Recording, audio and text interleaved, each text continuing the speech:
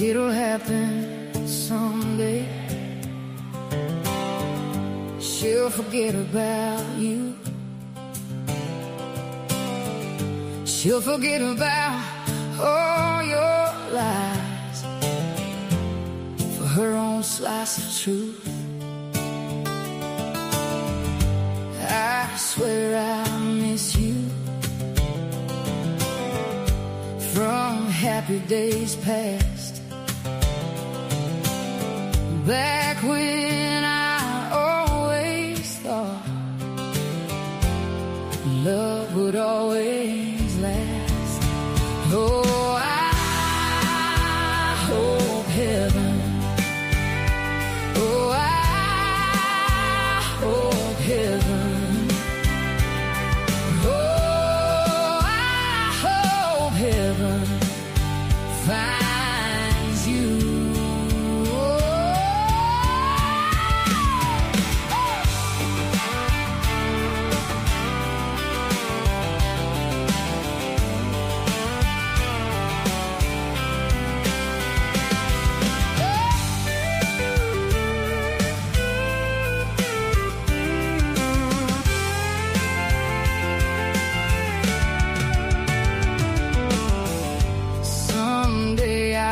Call you. Someday we'll try to reconcile all the days that we let slip by. I'll try to forgive you, but I'll never forget.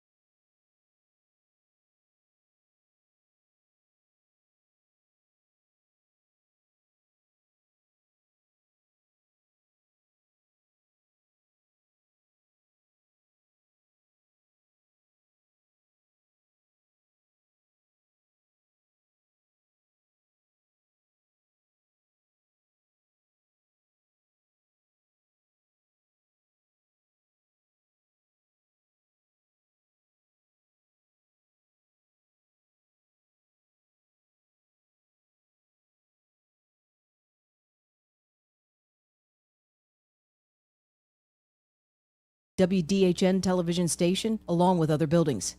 I'm Andrea Tice. For more news affecting Alabamians, go to 1819news.com. And while you're there, subscribe to the daily newsletter. 2026 marks 60 years that hope has had a home in Alabama.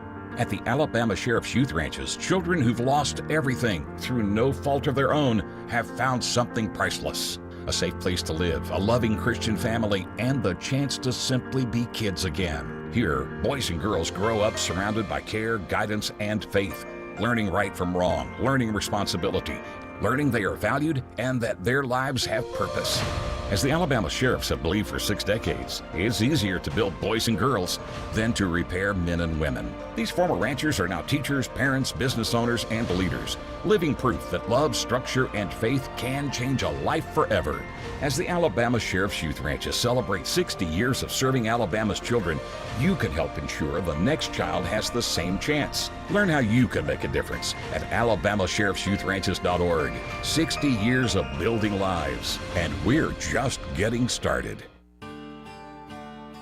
What's your biggest investment? More than likely, it's your home. So treat it that way when you hire a painting contractor. With PBS Painting, there are no gimmicks, no $99 specials. Just quality painting and someone who treats your home with the same respect that you do. At PBS Painting, we have been painting for years and look forward to many more years to come. With PBS Painting, the job gets prepped properly, whether it's cleaning, scraping, or priming. We always use quality products, which is a must for a quality paint job. So if you're looking for a painter that doesn't need upfront money and is on the job at all times, then please give me a call. Scott Bowers and PBS Painting, 294-5122. That's PBS Painting, 294-5122. Look at some of our work on Facebook at PBS Painting Montgomery. This is James Cole with Cole Plumbing, and I want to thank Blue Water Broadcasting. I have been advertising with them for several years, and they have brought me quality business. I really appreciate them. Did you know that radio is the #1 reach platform in all of media? It's true. Call us to find out how to put radio's #1 reach to work for your business. Blue Water Broadcasting. Local folks helping local business. The views and opinions of the following program are solely those of the host and other contributors. These do not necessarily represent those of Liberty Acquisitions 825, Blue Water Broadcasting, its management, staff, or any advertisers.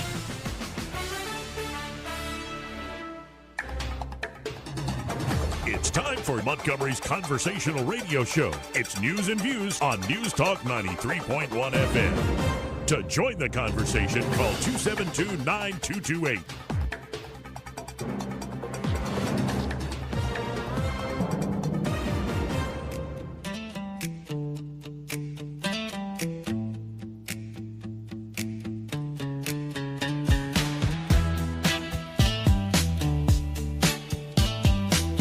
How you conduct yourself in a democracy?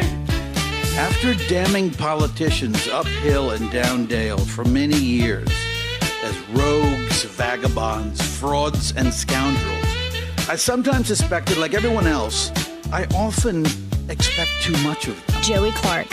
Welcome into the program. Thank God for another beautiful day, a break in the rain. Construction's begun on the house. I like that. Hopefully it'll be a good, beautiful show. And Montgomery needs a new mayor.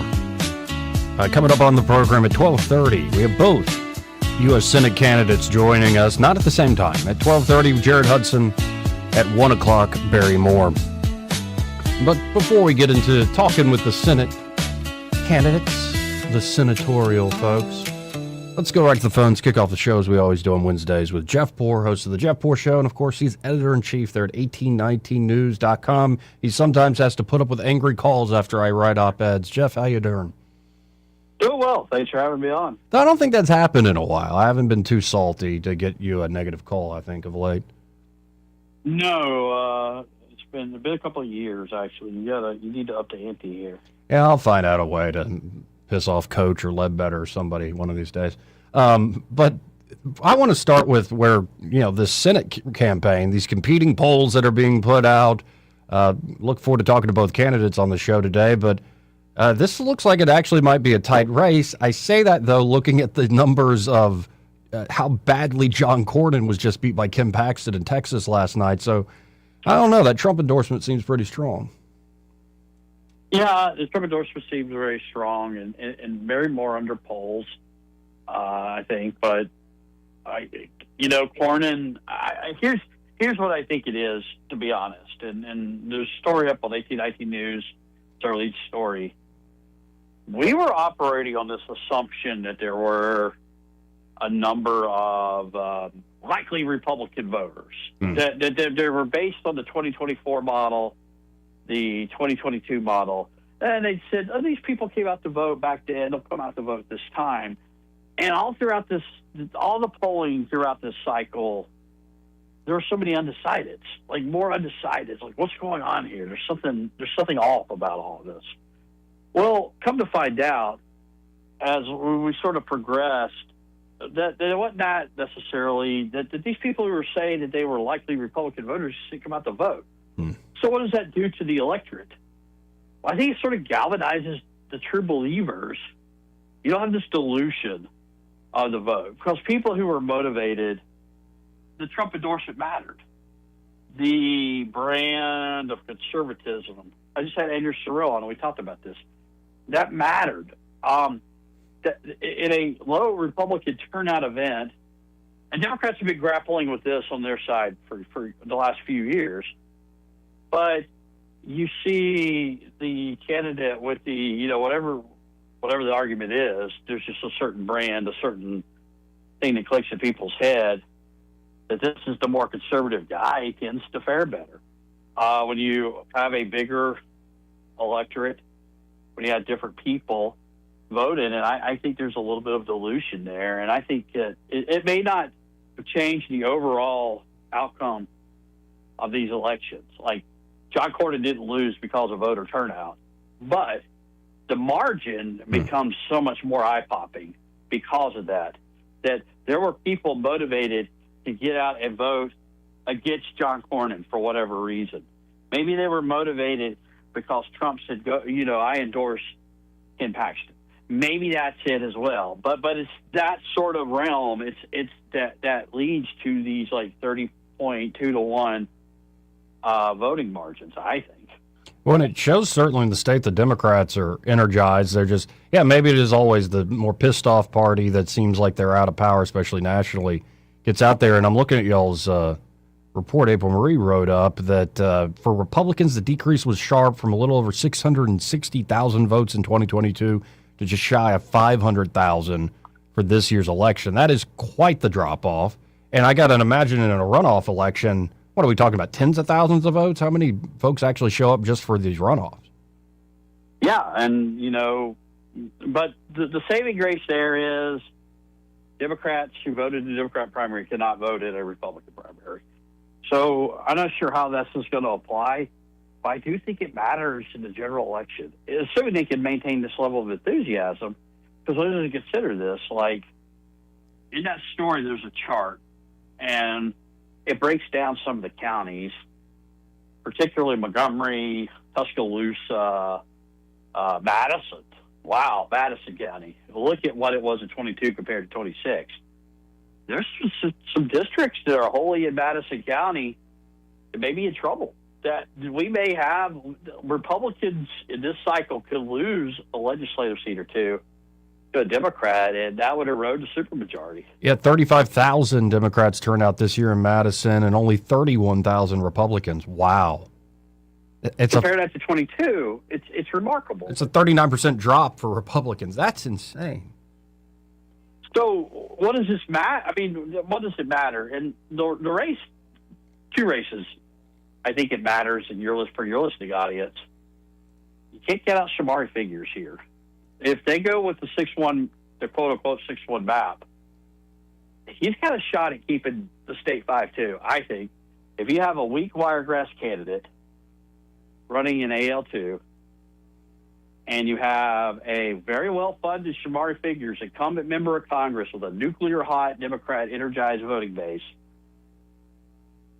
and that district's gone Democrat in recent memory. I guess Bobby Bright was the last Yeah. time it went. It's been a little while, but it's certainly more recent than anywhere else in the state. Maybe, I guess, Bud Kramer at 805. But you got to think, well, if things kind of keep going the way they're going, would it be possible that Shamari Fingers could win re-election at AL2, especially if he's well-funded and if the DCCC says, hey, this could be our hill to die on here. Let's show that, no matter what the courts do, we can overcome this. And it's a symbolic victory. It's a very strategic victory. I would, if I were the DCCC, if I were National Democrats, I would be eyeballing AL2. And then I think also Will Barfoot, Tabitha Eisner, that was already a hard fight for him. So there's some things that I think that are really that coming out of this primary, some takeaways that you could apply to the general election. Now, look, 6 months away or whatever, will this hold? Will this level of enthusiasm hold? That's another question. But right now, Democrats, for the first time in the law promise since 2017, have something they can be excited about. Well, and also the good news, not to reveal too much, it seems like all the runoff statewide races, say AG, secretary, or lieutenant governor, and the Senate race, everybody's willing to debate. Everybody's willing to actually get out there and have conversations. So there'll be some action for the true Republican faithful. Yeah, because you're scrapping over every single vote in this runoff. You start looking more at raw votes. You start saying, the percentages. Well, they still matter. That's how we determine who's the winner. If 1,000 or 10,000 votes is a more of a percentage play, but if you play your cards right, if you have a get out the vote campaign, if you're organized on the ground, that means a lot more than just looking at it from a polling standpoint and looking at the percentages in a low turnout event. Yeah, and you never know. When you actually start getting a lot of media like that, moments where people are in the same room together, it can change races. A particular moment, especially if it goes viral, can start to change people's minds. We shall see. And you do think, just to underline the point, this drop-off is being borne out nationally. And so this is maybe a bad sign for Republicans going into these midterm elections. I do, but I think you see it a lot more in Alabama because we're kind of ground zero in this redistricting discussion. And, you had that big rally just days before, but Democrats are feel very slighted here. They're ready to vote. They're ready to vote against something, and they're going to come out and vote against Trump, or they're going to vote against the court, and they're going to vote against. And that's a powerful tool. So I do, but in other places around the country, I think Republican turnout is depressed. And while you're seeing the more conservative candidate win some of these races, I think a product of the voting base being not as diluted toward whatever country club blue blood Republicanism, that it's more activist, more grassroots. It's the same problem the Democrats have in presidential elections. They may have the enthusiasm, but they don't have the numbers. Where Republicans have the enthusiasm, they may not have the numbers this go around. Well, we're going to see how it shakes out. And, this war's still going on. That's not a great sign. As much as they say we're close to a deal, well, wait 2 more weeks. The more my cutoff date is July the 4th, and that was being this should have been done by at least the beginning of June. I don't know if that war actually gets wrapped up by then. No, I don't know that it does either. If the war were going on and we weren't paying in excess of $4 a gallon in gas, probably doesn't matter as much. But I think just the price of energy and that causing prices to go up across the board, people aren't really thinking about X's and O's foreign policy. They just aren't. They're looking at their lives and their quality of life, and that's how they're reacting. You may not like it. It may be a shallow way to approach how you vote, but guess what? That's the reality we live in. Yeah, you can vote for whatever reason you like, no matter. I always love that, the very informed voter like who studies all these folks and studies policy and is always talking shop and politics, their vote gets canceled out by the person who's like, well, they have the same name as my cat.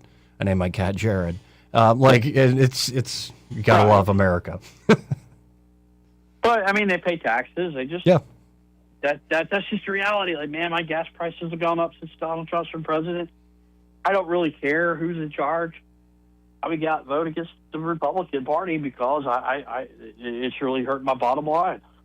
Now, I got to ask on this court ruling, are you surprised by this at all, this 3-judge panel? A little bit about how brazen it was. I'm not surprised they issued the injunction. I am surprised they're sort of like, if you look at the verbiage and the aspersions that the 3-judge panel cast on the Alabama legislature, essentially calling them racist, that they draw racist maps, assuming that they woke up one morning, Governor Ivey calls a special session and tells them boys to get in there and draw some racist maps. I mean, that if you read that, you don't know the backstory. Yeah, that's your takeaway, and I find that to be so unbecoming of the federal courts. And what I think is going on here, there's obviously there's a partisan fight here, and I think the Supreme Court's going to vacate this injunction and things will go. But it's maybe to them it's more about how dare the Alabama legislature, these bunch of rednecks in Montgomery, Alabama, defy our ruling, defy our instructions. Who do they think they are? And the injunction just oozes with contempt. And I don't think that was necessary. You decree it, but don't. And you can cite legal reasoning and case law, but you don't need to offer your opinion that was never really fully proven. I mean, that's essentially what they're saying, though, that the Alabama legislature drew a racist map, that they had race on their mind. Because I would argue, let's think about this, Joey. Do you think if African-American voters in Alabama voted Republican overwhelmingly, like they vote Democrat, that we would even be tinkering with this? No. Not at all. Then how is it based on race? It's based on partisanship. It is all about partisanship. And this is how they do it in other states. This is the rule book that is applied in California, Connecticut, wherever. Name your blue state. They draw their maps based on partisanship. It's not race. And like I said, if you take the partisanship out of the equation and you apply the opposite, because you only have two choices here, then you don't have this problem. You don't have this desire by the Alabama legislature to draw a 7-0 map or a 6-1 map. Not at all. And I had the same takeaway, especially when the legislatures argue about communities of concern and communities of interest, and how they've been together for a long time. And the 6-1 was the map essentially, slight differences, was the map essentially for 3 decades. People got used to those districts. And the court just waved that away, saying that's just pretext for your racism. Whereas what our special master did was perfectly race neutral. I'm like, that's just pretext for y'all wanting Democrats to win. Take Mobile, for example. That the court's essentially telling us this. In Mobile, Alabama, they celebrate Mardi Gras. They work for the same places. A lot of people go to the same churches, but we're going to draw a line right through the middle of it because we see that race as a community of interest trumps every other community of interest factor, criteria, whatever. And that's straight up defiance of the Louisiana versus Calais decision, that you are drawing a map based on race. They said not to do that anymore. And it may take a couple of years to get that argument before the high court, but that's going to be the argument. It's going to prevail. So, what they will argue, what Bobby Singleton and his ilk will argue is, well, we have X amount of African Americans in Alabama. We should have a representation that is in line precisely with that. But the problem is, unless you're willing to draw a congressional map that's shaped, the district shaped like an octopus, you can never achieve that perfect balance, that you have to look beyond race and draw communities of interest based on other criteria, and race is not supposed to be a factor here. Well, and this is exactly that proportionality argument, that if we're 27%, we should get 2 of the 7 districts, is exactly what Clarence Thomas explicitly warned about 30 years ago, what Alito was getting at, that no, this is in a gross violation of the 14th Amendment to create a group racial right instead of respecting individual rights, everybody equal before the law when it comes to voting laws. Yeah, it's a mess. And I hope the Supreme Court moves quick. And I had the same takeaway. I was like, they're upset that Alabama is getting out of the bind they put them in under, till 2030? Well, that's just it. Let's consider this, though. You have a hearing on Friday. You have a 3-day weekend, and the ruling comes out on Tuesday morning at 9 a.m. They knew what a 75-page injunction. Right. They knew exactly the way they were going to rule, even despite these hearings, despite the due process. All that was just a formality to these people. They did it, and they knew what they were going to do all along. And that's just not that's not what we expect out of our federal courts. It's a shame, but it's also old habits die hard. And, I really appreciate your time as always. If folks want to check out what you're working on, check out your show, how can they do so? 1819 News, 1819news.com. Also, follow me, x.com/Jeff_Poor. Well, I appreciate it, Jeff. Talk again soon, man. Again, folks, Jeff Poor, editor-in-chief there at 1819news.com, host of the Jeff Poor Show. Eddie Bader here in the studio with me. How you doing? I'm doing pretty good. How you doing, buddy? I'm all right. You little over there. I am. Yeah, what is that? Let's do some camera adjustment. Yeah, why are you so little over there? Well, it's not cold out. It's hot out, actually. We got the white shirt memo? I was more thinking... Beach time? Yeah, I got a holiday. This will remind me to try to book us a trip to Jamaica in August. Oh, okay. So this is a reminder. Jamaica in August. I hope you come with us. I really do. It's pretty hot. It is, but it's out. We're leaving from Alabama to Jamaica, Joey. It's August. But by the way, yeah, in a second, Jared Hudson's calling in. Oh, cool. I noticed your hair was down today. What? I remember you guys. Y'all got similar. Anyway, I'm sorry. He wishes. He wishes. Hair's looking good today. Luxurious. But then Barry Moore. Okay. Which you would think I'd have it slicked back. Yeah, I know. Maybe for Jared, I'll have it down. For Barry, I'll have it pulled back and slicked back. We'll cut it in post. But Barry Moore joins us at 1. Jared Hudson here at 12:30 in just a moment. Of course, they're the two candidates to be the next United States Senator. Yep. I assume as much because, well, everything happens in the Republican primary. Yeah. But they're going to be the Republican nominee to be in the general election this November. And it's kind of this is the race right here. And I think it's anybody's game. I agree. So look forward to talking to both those gentlemen. First, let's hit this break. We'll be right back. He may not know whether he's coming or going, but whether you're going to work or coming home, Greg Budell is there. Mornings, 6 till 9, and afternoons, 3 till 6. Only on News Talk 93.1 FM, WACV.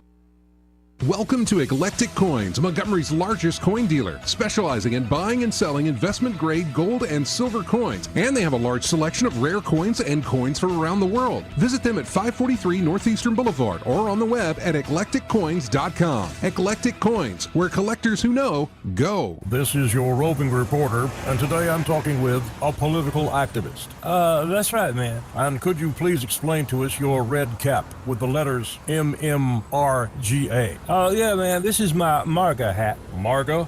Yeah, man, that stands for Make My Retirement Great Again. I see. And to do that, what you need to do is call David Ernest, the asset preservationist. That's right, man. You can call David at 833-596-7233. That's 833-596-SAFE. And I understand that's a toll-free number. Yeah, man. Get David Ernest on the case, and your retirement will be great again. And you make these hats? I do. Here's a whole pile left from the last administration. And they say CPWABD. Yeah, man. Corn Pop was a bad dude. And as you said, there's a whole pile here. Well, there wasn't much demand. I can dig it. You can't control interest rates. You can't control housing inventory. And you definitely can't control what the national news decides to panic about this week. But here's what you can control.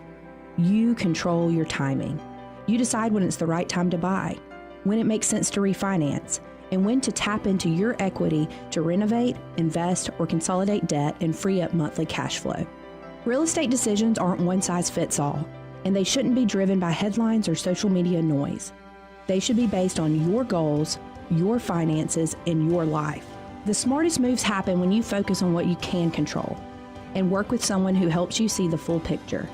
Give us a call at Alabama Home Mortgage today at 334-567-4223 or visit us online at myalabamahomemortgage.com.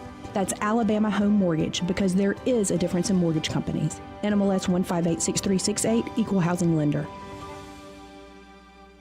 Trust is the number one reason why a patient chooses a healthcare provider. Adams Drugs has been your trusted healthcare provider since 1962 and has been voted the number one pharmacy in the River region for many years. We strive each and every day to provide you the level of health care you have come to expect from Adams Drugs. The employees at Adams Drugs take pride in developing relationships with their patients, from making sure your prescriptions are filled correctly to getting to know you and your family's needs and following up on any questions you may have.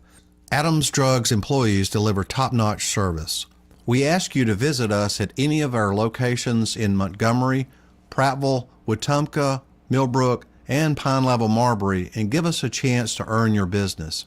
You can find us at adamsdrugs.net for the location that is nearest to you. Adams Drugs is your local, independently owned Health Mart pharmacy. Health Mart, taking the time to listen and care. Rich Thomas Weather is brought to you by Wiley Sanders Truck Lines. Truckers, listen up. A $2,500 sign-on bonus only at Wiley Sanders Truck Lines. Work for a company that puts God and family first. 855-777-9785. Wiley Sanders Truck Lines. Rich Thomas Weather. Well, hi, everybody. It's another day where our weather app is going to be very helpful with radar and future radar. Some towns will get wetter than others, but there will be periods of showers and thunderstorms at times today, tomorrow, Friday, and probably even through the weekend. The storms will be most prominent in the afternoon and evening hours with locally heavy downpours, high temperatures in the middle 80s each day, lows at night in the upper 60s to around 70 with very little day-to-day change. From the Blue Water Weather Center, this is Rich Thomas. Budget Floors and More has the best prices. Carpet as low as 69 cents per square foot. LVP starting at $1.29 a square foot. Sheet vinyl as low as 65 cents per square foot. And the lowest prices on flooring installation supplies. Budget Floors and More across from Del Rey to Publix. On FM, on your smartphone, and online. The River Region's most trusted voice. News Talk 93.1 FM WACV.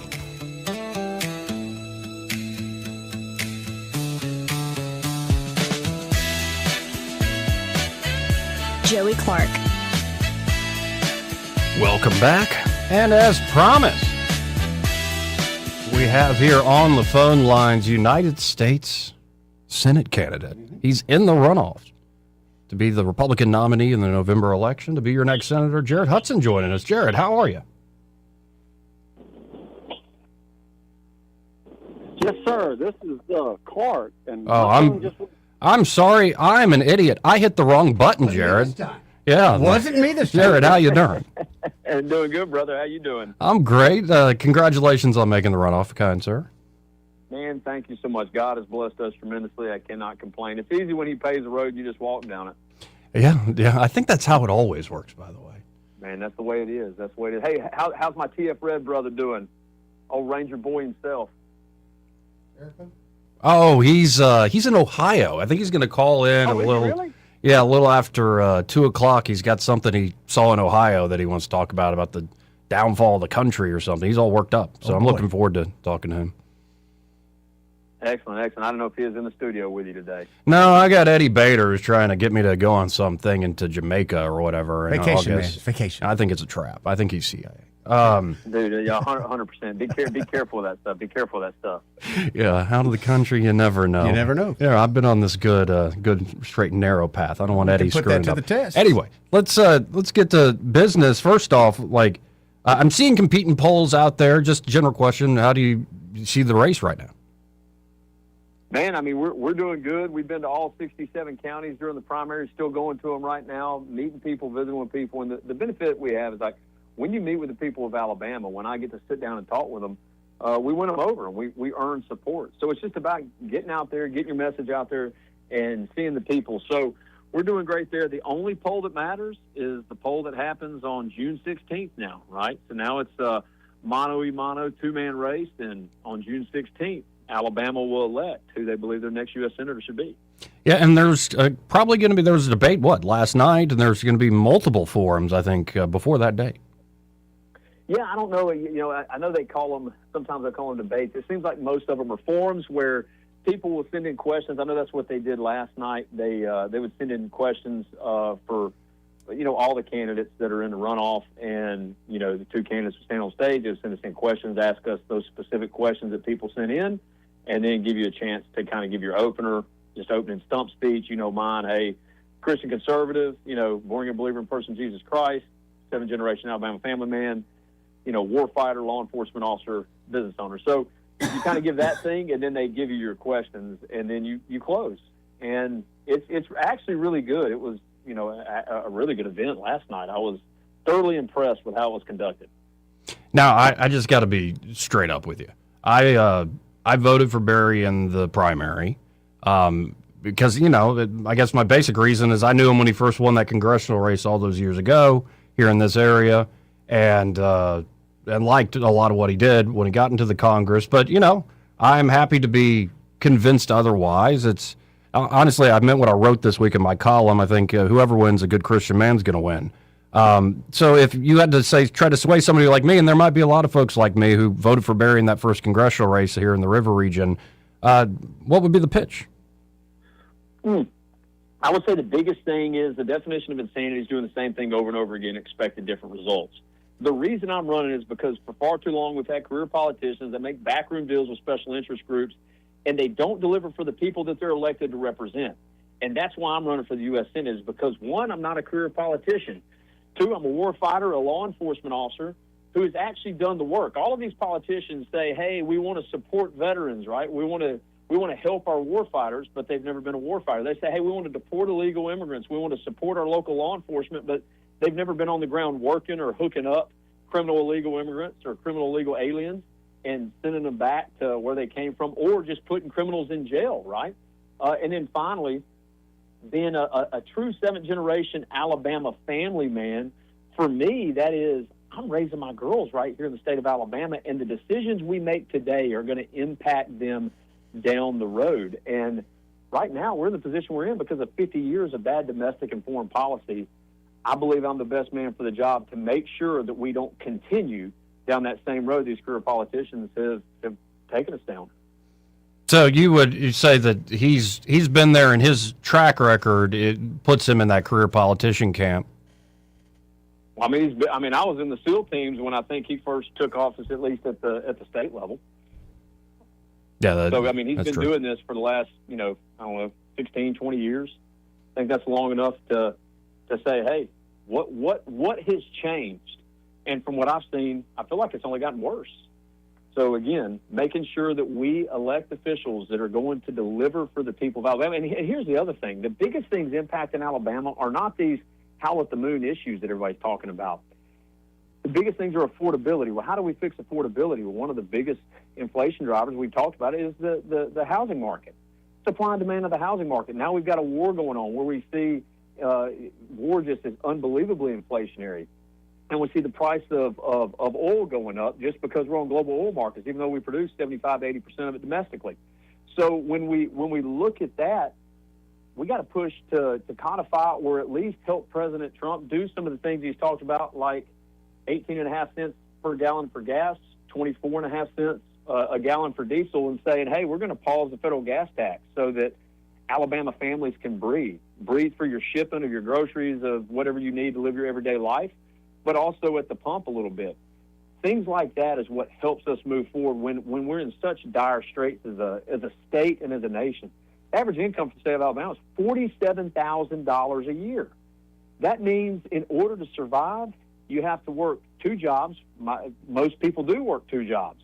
They work 2 jobs, or you have mama and daddy both having to go out and work multiple jobs just to pay the bills at home.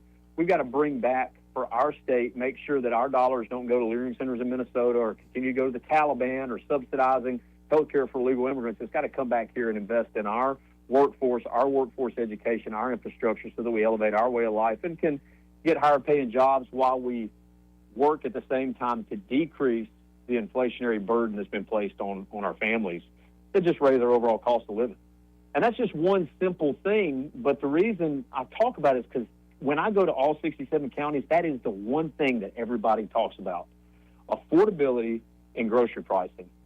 Next would fall into energy, and I think energy drives the vast majority of it. Now, on the front of, I think, to your credit, you're coming out as an outsider. You haven't been in political office, but there's always, there's a give and take with all these positions. I worry about somebody, especially in the United States Senate, the learning curve of how do you advance all these great ideas you just splayed out there, as well as many others we've talked about over the months now. Like, who are you going to lean on, like, in staffing up? And because I've seen it with a lot of folks, good folks that come in here and know what they believe in and know what they want to fight for. But Washington's it's almost like a different country within our country. So how do you kind of this having to learn the Senate, learn the tricks of the trade up there in D.C.? It is. Well, one benefit we have is we have a senior that's already up there, that's already playing the game, and even in the last shutdown back in November, the last full shutdown, President Trump said, "Hey, Katie Britt was the one that brought the ball across the line and helped reopen the government, right, bridging that gap." With that being said, obviously learning from our senior senator, being able to work hand in hand with our senior senator to deliver for Alabama. But on the other side of it, I'm a team guy. As a SEAL, we're called team guys. We understand how teamwork is supposed to go. That's why we are called team guys. Making sure that you work together with the people on your team, but also do it in a way that delivers for the mission. It's not that we just go along to get along, and I think that that's why D.C. is so difficult on people. Folks will go up there and they want to go along to get along. That's not necessarily what it is. It's making sure that we work together to deliver on the mission. We've got to accomplish the mission. What's the mission? Well, the mission for me and Senator Britt will be the people of the state of Alabama. The mission of the U.S. Senate as a whole is to deliver for the United States of America. And one of the easiest ways to do it, you've got people that want to howl at the moon and have these false talking points on what we got to do to pass the Save America Act. Like, they're not even bringing that to the floor for a vote right now. Why are our legislators not knocking on every single door and saying, hey, I don't care if you're Republican or Democrat, how can we come together so that we can bring the Save America Act to the floor for a vote? Because 80% of America says we want it. Alabama already does what we're calling for federally to be done to make sure that we protect our elections. And by the way, it's got to get done before November when these midterms hit. We need it done now. They're not even bringing it to the floor for the vote. So making sure that we have folks that understand, hey, knock on the doors, talk, do what our forefathers intended, open it up for debate and say, what do we need to do to put the American people first? We have to have people up there that are doing that and willing to work, and we got folks that are rolling around in wheelchairs right now. We got folks making backroom deals with special interest groups. They are not actively working to deliver for the people they're elected to represent. That's how you make the difference. Now, just straight up, how do you overcome the Trump endorsement, or just the person that, is going, well, if Trump wants this and I love my president, I guess I'm going to go with him. And I mean, in particular, I guess the way I could phrase this is, what would you say to the president himself? Well, I've never met the president. I would love to shake his hand. I would love to talk to him, and I think he would realize that I'm very supportive of everything he's done. I mean, heck, me and my team guarded his son for free up here years ago when he came to Birmingham. So that would be the first thing, actually being able to get to meet him and shake his hand. But the second thing would be President Trump's doing a lot of good things, and he's only going to be here for another 2 years. Everybody talks about, we've got to get everything done in 2 years. No, what are we going to do when he leaves? He's not going to be here pushing these conservative policies that uphold, in our case, the state of Alabama, but the nation as a whole. How are we going to be able to codify the good things he's done, do away with the bad things that we saw during the Biden administration, and make sure that we're able to move forward out of the mire? Well, we do that by sitting down, making sure that we come to an agreement to codify all of these good executive orders and do away with the bad ones. I'll give you a for instance. We see during the Biden administration bad energy policy that limited our ability to produce energy. that has impacted our state as a whole, right? And just recently, I think it was in February, the TVA opened up to burning fossil fuels again, ended some Biden-era policies, and I know that they're still looking to develop the small nuclear reactors, right? So you've got that energy that they're looking at, the gravity feed in Jackson County, the LNG pipeline that they're looking to finish putting in. So you've got a lot of good stuff going on to develop new sources of energy, but they just reopened using old source of energy that we had to decrease the cost of energy for at least those that are under TVA in North Alabama. And so with that being said, that's beneficial. On the other side of it, the state of Alabama is electing their next U.S. Senator. Not President Trump, not anybody else. The endorsement that I've sought has been across the state of Alabama. And I think people recognize and realize that. The last thing, okay, great, we've got a great senator from Enterprise. We don't need another one. And that's the other thing I've heard. Alabama needs equal representation across the state. I'm from North Alabama. Making sure that we have that representation across the state is important because our president can't pick a vice president from the same state he lives in. They want equal representation across the nation. It's the same thing for the state of Alabama. I believe that a senator from North Alabama is going to help represent the state at a better level than two from the same town. That makes sense to me. Well, and I really do think it's anybody's game at this point, especially with a lot of the debates / forums and who knows with turnout levels as well. I was just talking about that with Jeff Poore, a lot of drop-off for Republican voters. So, I mean, it could be just a few thousand that are deciding this thing on this runoff election night. And so if folks are, I would always love to have you back, especially if you're in town, man. But if folks want to check out more about you, maybe help you out on this last final stretch, how can they do so? Man, check us out, HudsonForAlabama.com. Like, share, and follow on all the social medias. Check out what we got going on. People always ask, hey, why don't you talk about these policy things a little bit more? Well, we do. It's all over our social media. They can listen to radio interviews. They can listen to forums. But check us out, see what we got going, and it's time to send a warrior to Washington. I believe I'm the best man for the job. Go out and vote on June 16th. Jared Hudson for U.S. Senate. Appreciate it, Jared. Have a great rest of the day, man. Man, thank you, brother. Later. Again, Jared Hudson for United States Senate, and I decided I got to be straight up. I declared on election day, but he makes a good pitch. Yeah, he does. He makes a very good pitch. Now, I'll definitely ask. We have Congressman Barry Moore joining us a little after 1 o'clock about the whole career politician line, because I think it cuts both ways. I think you hear the line about the career politician, but then it's like, but my congressman's doing good things. My congressman. You know what I mean? Things, Joey. Yours sucks, but mine's great. Right. You know what I mean? Like, this is kind of a common thing out there.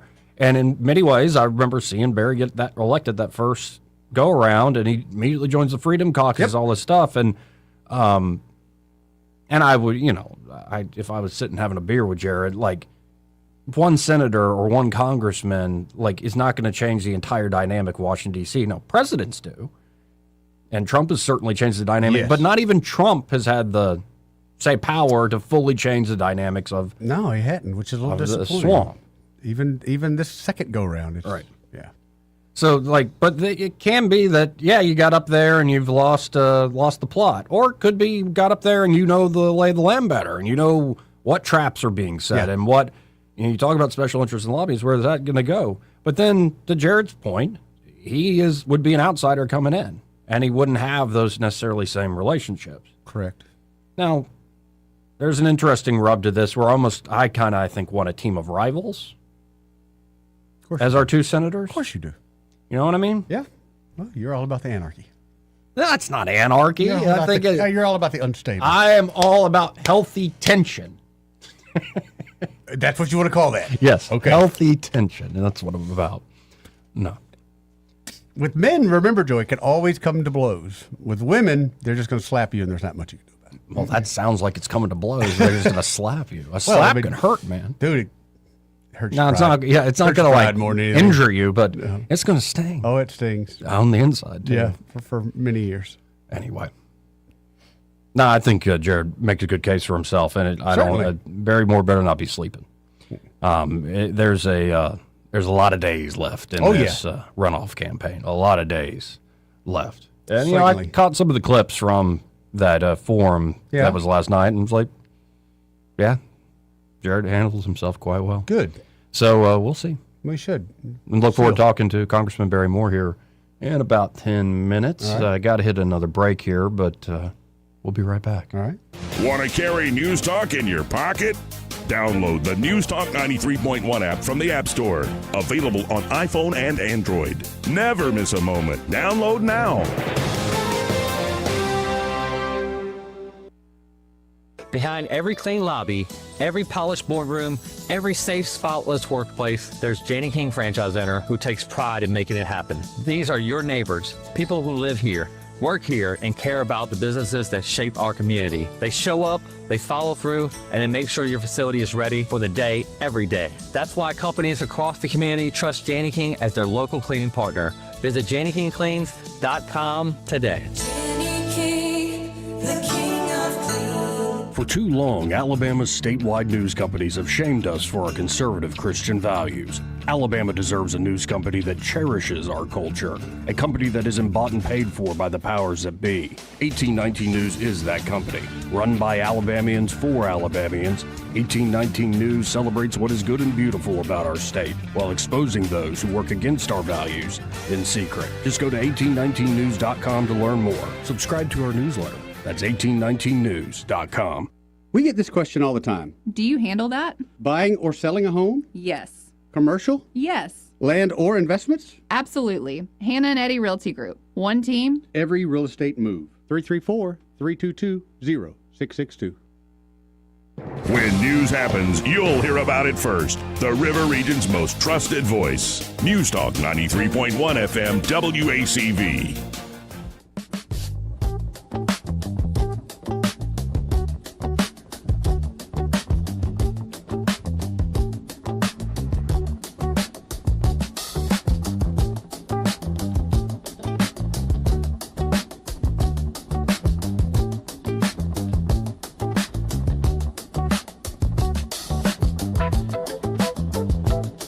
Joey Clark.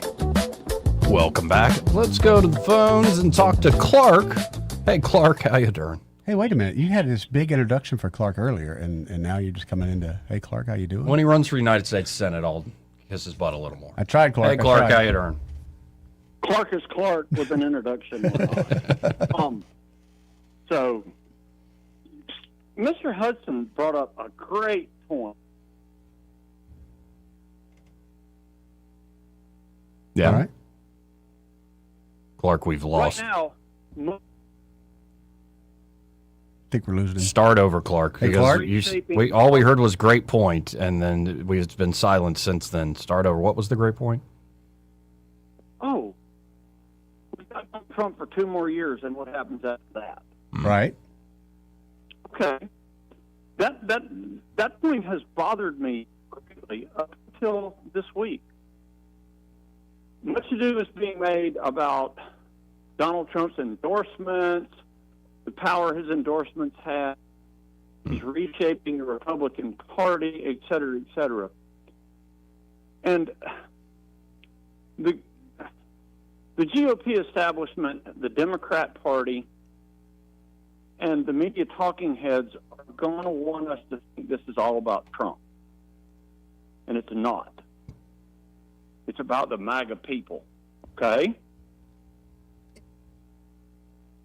Okay. Those doors, I'll guarantee you. And they are terrified because the MAGA people, the America First people, the American people, you call us whatever you want. I don't really care. The labels don't concern me that much.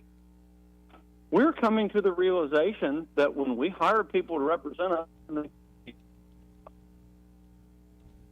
that's the reason you're getting great voter turnout. That's the reason you're seeing 37-0.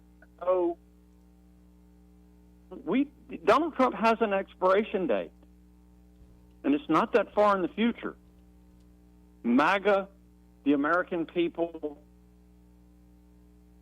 unified, we don't have an expiration date. We don't need to have an expiration date. And Donald Trump does not have to rebuild the shining city on the hill. He's just got to do a pretty good job of demolition on what we have right now so we can go forward and rebuild it.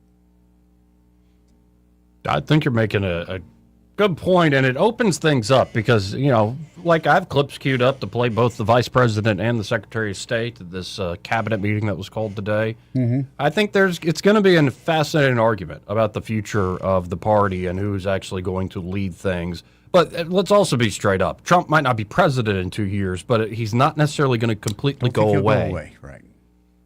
Right. Endorsements and whatnot, but we have to come to the realization, and when I say we, we're not a 50-50 country. When you get right down to it and you start looking at gerrymandered districts, et cetera, we're 80-20 if we're not 85. Mm-hmm. Well, Clark, your connection keeps fading, going in and out, so I'm going to stop the call, but appreciate it as always, man. Really do. I was also getting a kick out of looking at the stream. Are you sitting at the kids' table? Yes, I've been punished. You can, tilt the camera down some. Why? Give people something to complain about. It just kind of bothers me What? that you look so tiny. Could I have some more tea? No. You can have some more chocolate milk if you like that. Ooh, yes. Before I forget, this part of the program brought to you by Invista Advisors. And they're at Invista Advisors, Austin Branco and that entire team, the good folks there. Great and, of folks. course, Brent McDonald, the chief strategist there. He has been on these airwaves for years, still does that hit with Greg Budell in the afternoons. Definitely. Been learning things from Brent for years. And, of course, Austin Branco runs the brokerage desk there at Invista Advisors. So, of course, you need help with investment strategy, they can help you. But it's beyond just, say, your stock portfolio. Right. They also can help you with any sort of financial services you might need. We mentioned the other day, maybe you're a widow and your deceased husband took care of most of the finances and you're a little in over your head. You need Had somebody an to take awful time. kind of look at that over your shoulder. Yeah, or maybe you realize, hey, I need to get my affairs in order, just button things up for end-of-life concerns. I can help you do that before anybody passes away. Could be you're just starting a family. Want to get life insurance put together. Want to put together a plan for the kids, whether it's college or trade school or whatever. Right.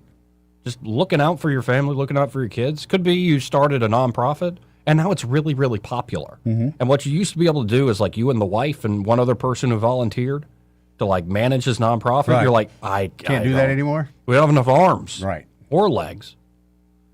Well, they can help you with that. They have great consultants on the team there at Invista Advisors. So if you want to check them out, you can always learn more at InvistaAdvisors.com. But I encourage you just call them direct at 387-0094. That's 387-0094. And be sure to tell them that Joey and Eddie, those fellas on the radio, sent you. Again, in just a moment, we will have Congressman Barry Moore running for United States Senate. I look forward to talking to Barry as always. Did you see, by the way, I brought up the Trump endorsement, Jared. Trump-backed Ken Paxton destroys John Cornyn. Now, I think some of this is a bit of like Cornyn truly being a rhino. I think so, but... like 26 points, I think, he won by. Oh. Yeah. Oh.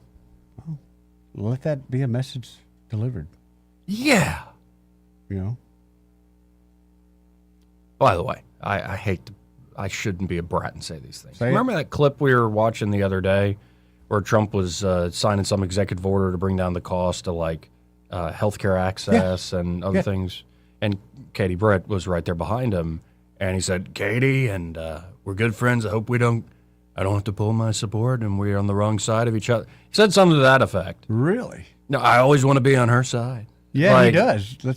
Let's just say, I suspect they're jousting right now Yeah, you think over so? the state of Alabama once again. I can see that, but let's like not him forget. saying something like that made me go, And there's been rumors in the press that after she did that New York Times piece that the White House was done with her, which I always thought was a little over the top. Who bowed down and kissed whose ring? Well, I'm sure Trump loves being reminded of that. Hey, facts are facts. I'm just saying, it's an interesting dynamic. If Katie can show a little more suddenly spike in popularity, I'm so sure Trump will reconsider that. I think her approvals are quite good in the state of Alabama. Yeah? Yeah. I Despite hadn't some of seen the her. hardcore conservatives tried their best. I haven't seen her in a while, Joey, so I don't know. I haven't been able to Yeah, talk to her. you don't know? No. Yeah. Not as captivating as she once was. Yeah. Oh, no. Yeah. My Oh, no. memory's fading. Senator Brett, get back here soon. You're losing Eddie Bader. There goes the store. We'll be right back. Broadcasting from the Riverside Chevrolet Master Control Center, this is WACV Cusada, News Talk 93.1 FM. When it's Chevy, it's Riverside. With SRN News, I'm Bob Agnew in Washington. President Trump convened his cabinet today at a precarious moment for talks aimed at ending the war with Iran. During a post-meeting press conference, the president took a moment to congratulate Director of National Intelligence Tulsi Gabbard, who is resigning her post to attend to the health of her ailing husband. He's suffering from a rare form of bone cancer. New housing proposals in New York City drawing criticism over government control and private property. New York City Mayor Zohran Mamdani unveiling a housing agenda that would allow the city to take control of neglected properties and transfer ownership to nonprofits, land trusts, and even the tenants of those very same properties. Another giant leap for mankind and all his stuff. Blue Origin lunar lander may launch this fall. That ship capable of ferrying tons of gear to the lunar surface in preparation for a manned moon base eventually. On Wall Street, the Dow is up 193. This is SRN News. I talked to a lot of great companies. Very few of them actually literally surprised me, but Fellowship Home Loans sure did. For over 20 years, Mike and Brian and the team there have been helping families do something most people think is more complicated than it has to be. Get into a home, lower their rate, or tap into equity they didn't even realize they had. Everything at Fellowship is done in-house. One roof, one great team, all with a servant-led mentality. From your first phone call to closing, you're going to get people who know you by name. They'll know your situation. They treat you like family. They're also offering a free mortgage checkup right now. Don't miss out. Rates are lower now than if you purchased or refinanced your home in the last few years. Many Fellowship customers are saving hundreds of dollars a month when refinancing, and there are no payments for 2 months. Go to fellowshiphomeloans.com/Mike G, fellowshiphomeloans.com/Mike G, or call 800-510-MIKE, 800-510-6453. Fellowship Home Loans, mortgage lending by the book. Nationwide Mortgage Bankers, DBA Fellowship Home Loans, Equal Housing Lender, NMLS number 819382. Rich Thomas Weather is brought to you by Alabama Wholesale Lumber. It's more than just great prices on lumber. From Trex decking to energy-efficient windows and Tamco shingles, Alabama Wholesale Lumber has it all. Rich Thomas Weather.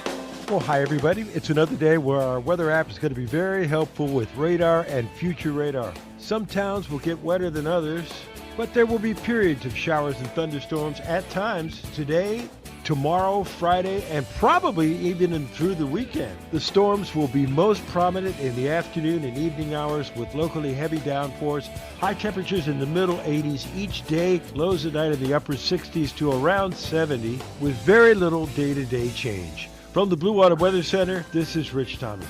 When the heat hits to the river region, don't wait. If your AC quits, Hands Heating and Air offers same-day service, or your diagnostic charge is free with their Comfort a Day or You Don't Pay guarantee, plus 24/7 service with no overtime charges.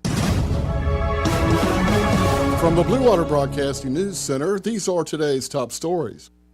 A homicide investigation is underway after a man was shot and killed Monday evening in Montgomery. MPD responded to the 30 block of Davis Drive shortly before 6 p.m., where 30-year-old Quintrell Martin suffered fatal injuries from a gunshot wound. Martin was pronounced dead at the scene.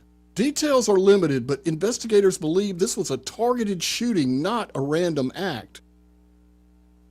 The Southern Poverty Law Center on Tuesday asked a federal judge to dismiss all criminal charges filed against it. The Justice Department secured an 11-count indictment in April charging the SPLC with wire fraud and bank fraud. The state of Alabama has since opened its own investigation into the Montgomery-based organization. The city of Tuskegee will be receiving a $400,000 grant for a new automotive supplier facility. Governor Kay Ivey made the announcement on Tuesday. The block grant will pay for the infrastructure needed for the $160 million CPT America plant. The facility is to be built in Tuskegee Commerce Park and is expected to provide 187 new jobs. From the Blue Water Broadcasting News Center, I'm Sky Mosley. The views and opinions of the following program are solely those of the host and other contributors. These do not necessarily represent those of Liberty Acquisitions 825, Blue Water Broadcasting, its management, staff, or any advertisers.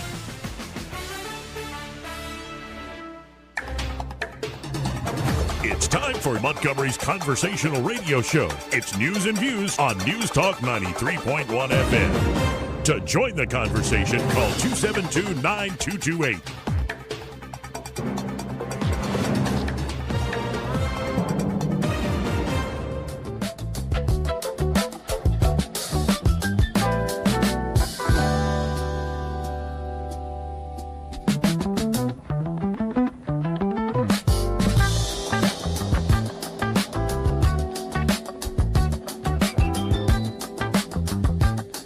Joey Clark.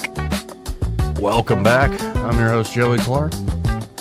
And as promised, we have United States Congressman. He is a candidate to be the next U.S. Senator for the great state of Alabama, Congressman Barry Moore. Barry, how are you, sir? Joey, we're doing good. How you doing, buddy? I'm doing quite well. Doing very, very well. Now, I got to ask you, because I had on your opponent at 12:30 today, so I want to just jump right in. But first, how do you think this race looks going into the runoff date? And, with that forum last night, so many other appearances, I'm sure. How does this race look to you right now? We feel really good about where we're at. I think the polling probably has us 15 to 17 in the lead, the real polls, and things that we think are accurate. And, we won 71% of the counties statewide. And out of all 67 counties, the ones we didn't win, that 70%, only 3 we didn't come in second place. So we feel like we're in a good spot, brother, just running on message, and getting out and standing on our head for the next 20 days. But we're in a good spot, and the endorsements are coming in. People are coming on board. I mean, got endorsements of 3 of the other candidates already that were in the primary with us, and certainly Alpha's endorsement is welcome. And so a lot of good things going on for the Moore camp, and we're excited. Now, how do you answer, though, the career politician charge that's being made a lot? So my question is, is Donald Trump a career politician? Him and I have been in D.C. the exact same amount of time, right? I mean, we've been in D.C. for 5.5 years. And so if he's an outsider, I'm an outsider, and he knows I'm an ally, and that's why he endorsed me. So that is I've literally walked away from 2 guaranteed reelects in political office to do this job because I was asked to do this job. And so, brother, we that's a normal attack for anybody, but honestly, if you're running for office or you've been in office, you're always called a career politician. But I've literally been in D.C. with the same amount of time as President Trump. So I think it falls on deaf ears. Now, not to give too much inside backroom information, but I'd imagine in those years up there, especially being part of the Freedom Caucus, you started to get wise to who are the special interests, who are the lobbyists, who are the folks that are trying to lead you around by the nose like they maybe try to do with other members up there. I'd imagine you've learned the lay of the land a bit. We have, and I've never been called an insider in political circles. I mean, when you're in the House Freedom Caucus, you're one of 40 out of 435. When you got the highest liberty score in the delegation, that means that you're doing the job for the American people. And so, for us, I mean, those attacks come. That's not terribly uncommon in political circles, but. Yeah, I've learned my way around up there, brother, and the House Freedom Caucus is about the only meeting I go to that when I leave I don't feel like I need a shower. I mean, it's heated debates, but those guys are patriots, and to be a part of that group and to have them in the trenches with us. So yeah, I mean, but we've kind of identified who our friends and allies are and who really want to help the president finish what he started.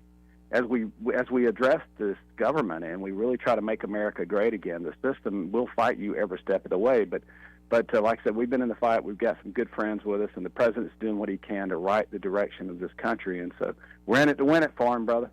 Now, is there anything that comes to mind when I ask, what was there ever a moment that just sticks in the mind of where you really were like, I have to go take a shower, or I need to call my family?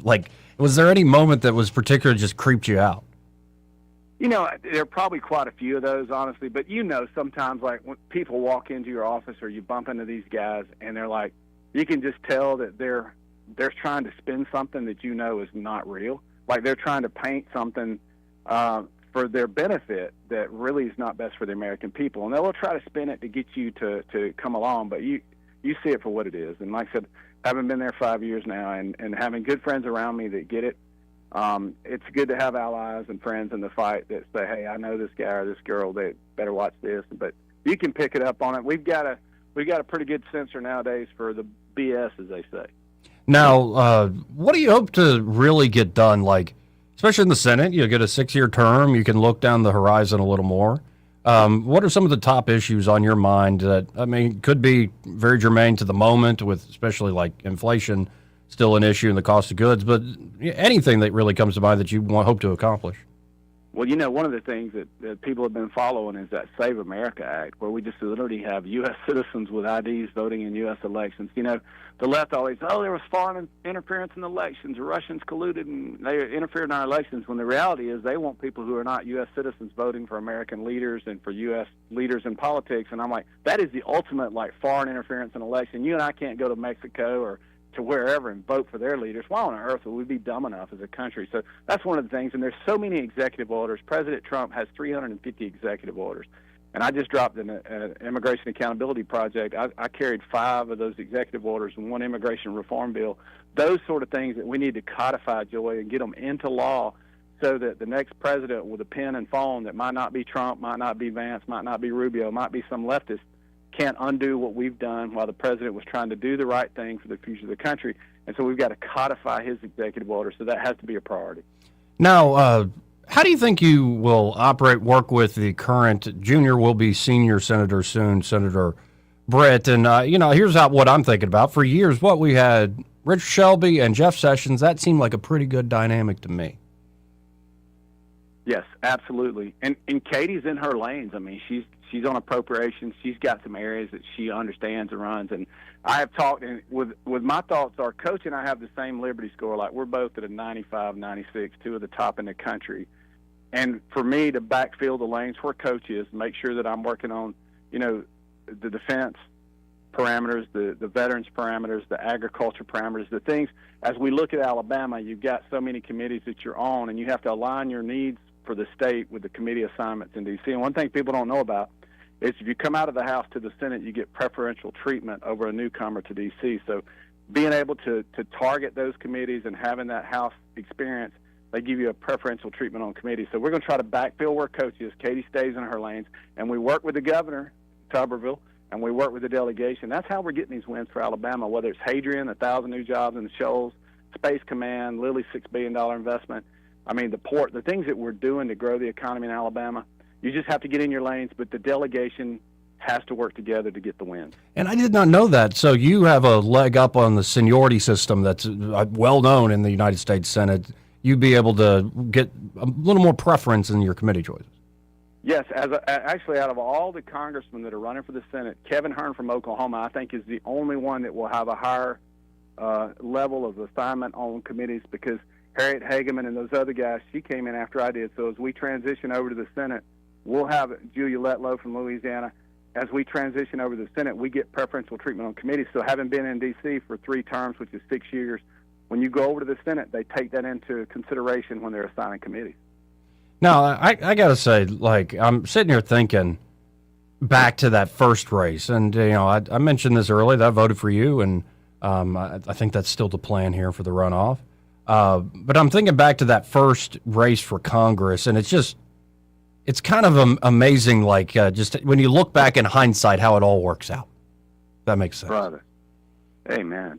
Amen. I always tell everybody, Psalms 119, 105 is the word, it says, is a lamp unto your feet. And for me, and brother, we won so many races and have done things that short of the glory of God, I don't think we would be where we're at. And when he asked me to do this, I tried to talk him out of it, Joey. I didn't want to be in the Senate. I got this first congressional district. It's the 6th most conservative district in the nation. I got the Gulf of America from Fort Rucker to the port. What more could a country boy want? But when there's a need, and when the president and his people say, we really need somebody in this seat that will help us, because we see these guys, the old guard in the Senate, that don't want to move the needle for the president. And when he calls and asks, man, you step up. And so we prayed about it, felt led to do it. And it's like you said, who would have dreamed that a garbage man in Baton's Crossroads would be in the lead in the U.S. Senate race? But it is where we are. Wait a minute, and I got to tell you this, because, I reverted back to my faith in my childhood after being gone essentially 20 years. Talk about a prodigal streak. 99 days ago. And, for years doing this job, I always respected people when they talked about their praying, and especially praying on what they're running for and stuff. But I was just kind of like, oh, yeah, you're praying, what are you doing? Sitting and thinking about it. And I just have to say, if anybody's out there listening and they're in that spot I used to be in that state of mind, the praying I've been doing over these 99 days, it will change your life, folks. And that's where the true battle is. And, And so, I believe you more than anything when you talk about the lamp lighting your feet and showing you the way. There's something profound about when you really give your heart up to God that even if you don't want it, He'll show you the way.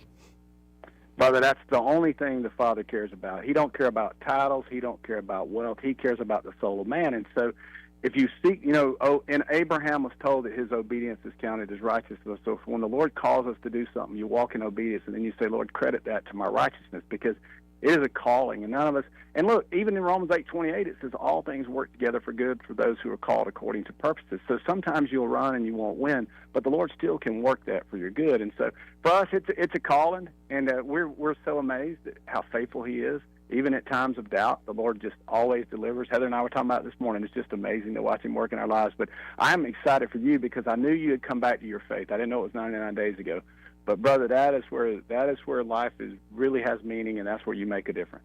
Oh, amen. No, my brother and father worried I'm become a priest. I'm like, I don't know about that. We'll see. Like you said, He leads the way. Well, I always appreciate your time, Barry. Amen. And if folks want to help you out in this last stretch, and of course, I'd love to have you back on the show anytime. But how could folks help you out? Yeah, BarryMooreForAlabama.com, Joey, and we're 20 days away, so turnout votes and runoffs are low, but we need our people to go and vote, and, keep us in your prayers. Our nation needs it, but it's a great time for our country to be a part of the process. So BarryMooreForAlabama.com, my friend. Oh, thank you, Barry. Have a great day, man. Thank you, Joey. Again, that's Barry Moore. Always appreciate his time. Mm-hmm. No, and I've said my preference. I said who I'm voting for, but, it's not like I'm going to sit here and twist somebody's arm if they're going something different than me. I think it should be up to somebody's own discernment and make a choice. But also, they're both really good candidates. I got to be honest. I would be bad at you if you went either way right now. Right, exactly. No, and that's what I wrote about this week. I wrote about a lot of stuff, but I think we're going to get a good Christian conservative man, whoever wins this nomination. And we'll see. And I think the distinctions come down to, you do have a guy who's been there for 6 years, and there are benefits to that. And then some folks might say, oh, no, well, there are detriments to that. But then you have the outsider, and there are benefits to that, but then there are detriments to that. And there are different dynamics of, what team within the team are they on, if that makes any sense. But a lot of folks don't have to necessarily even go that far. They might go, I really like the confidence that guy had in that debate I watched. Or I really like that line that one guy threw out there. Or I really like that he kept his word and went skiing in the middle of the winter. It's a simple thing. I get it, but he kept his word. So, we'll see.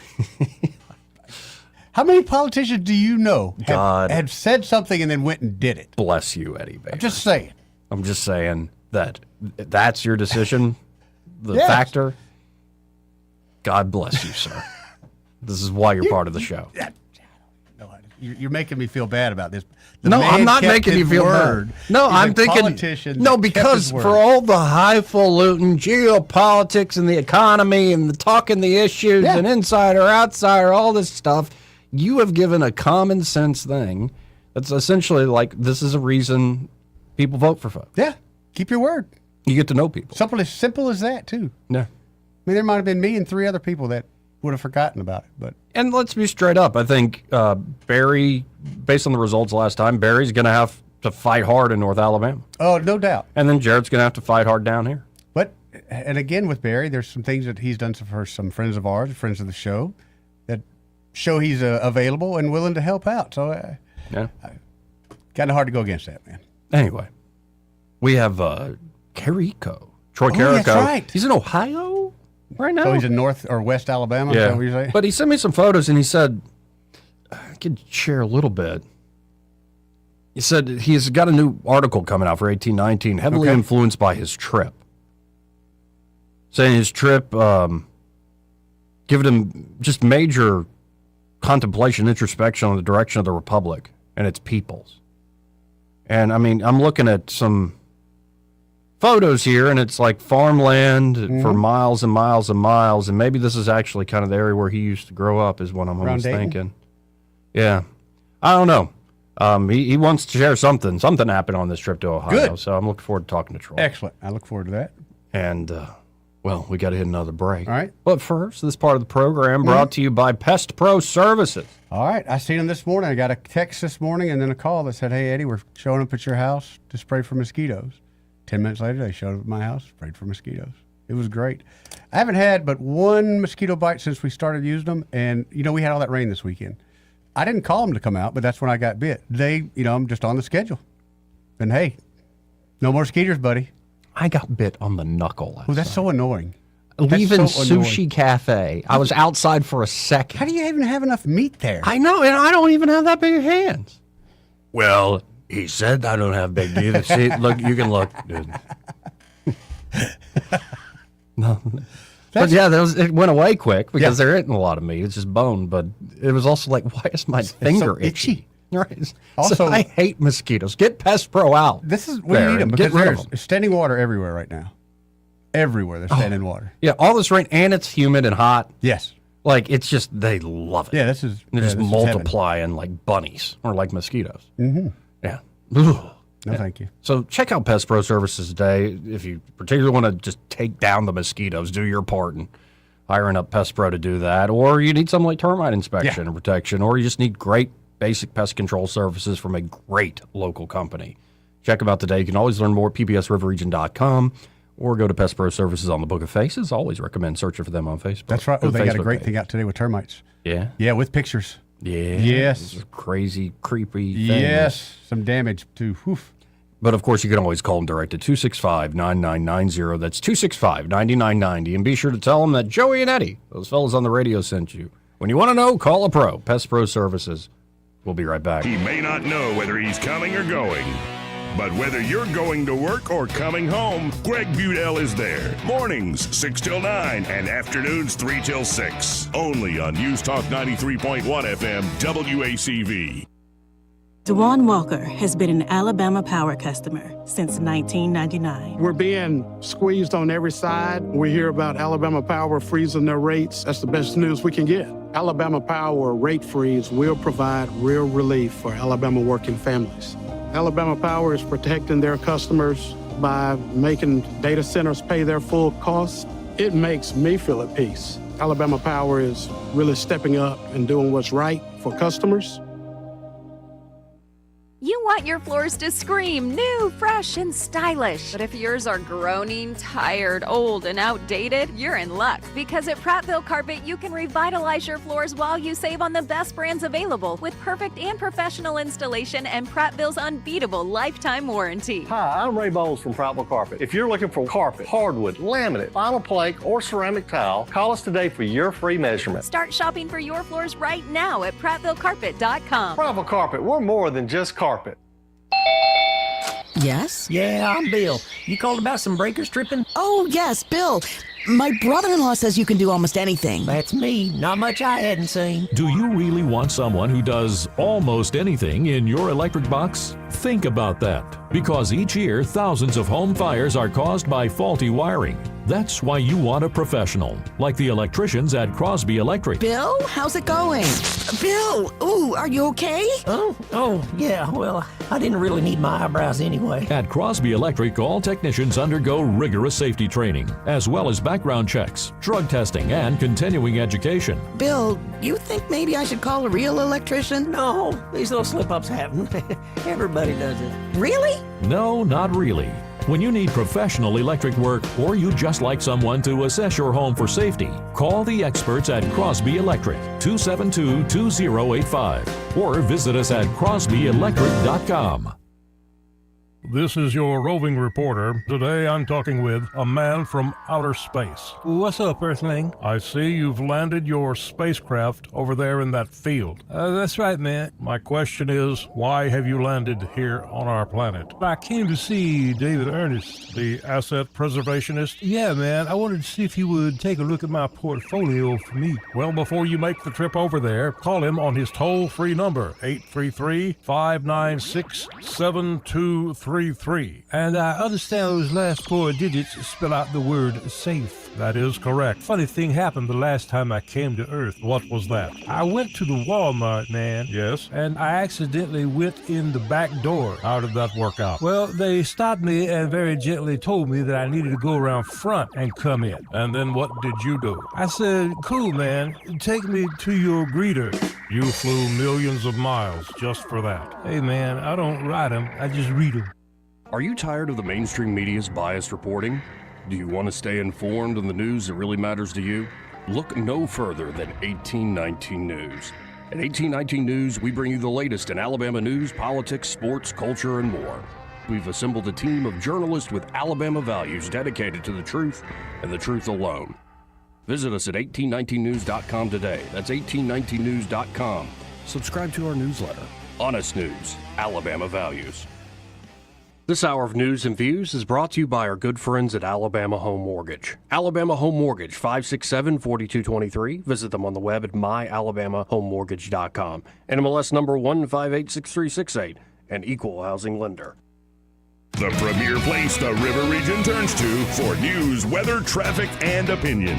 News Talk 93.1 FM WACV.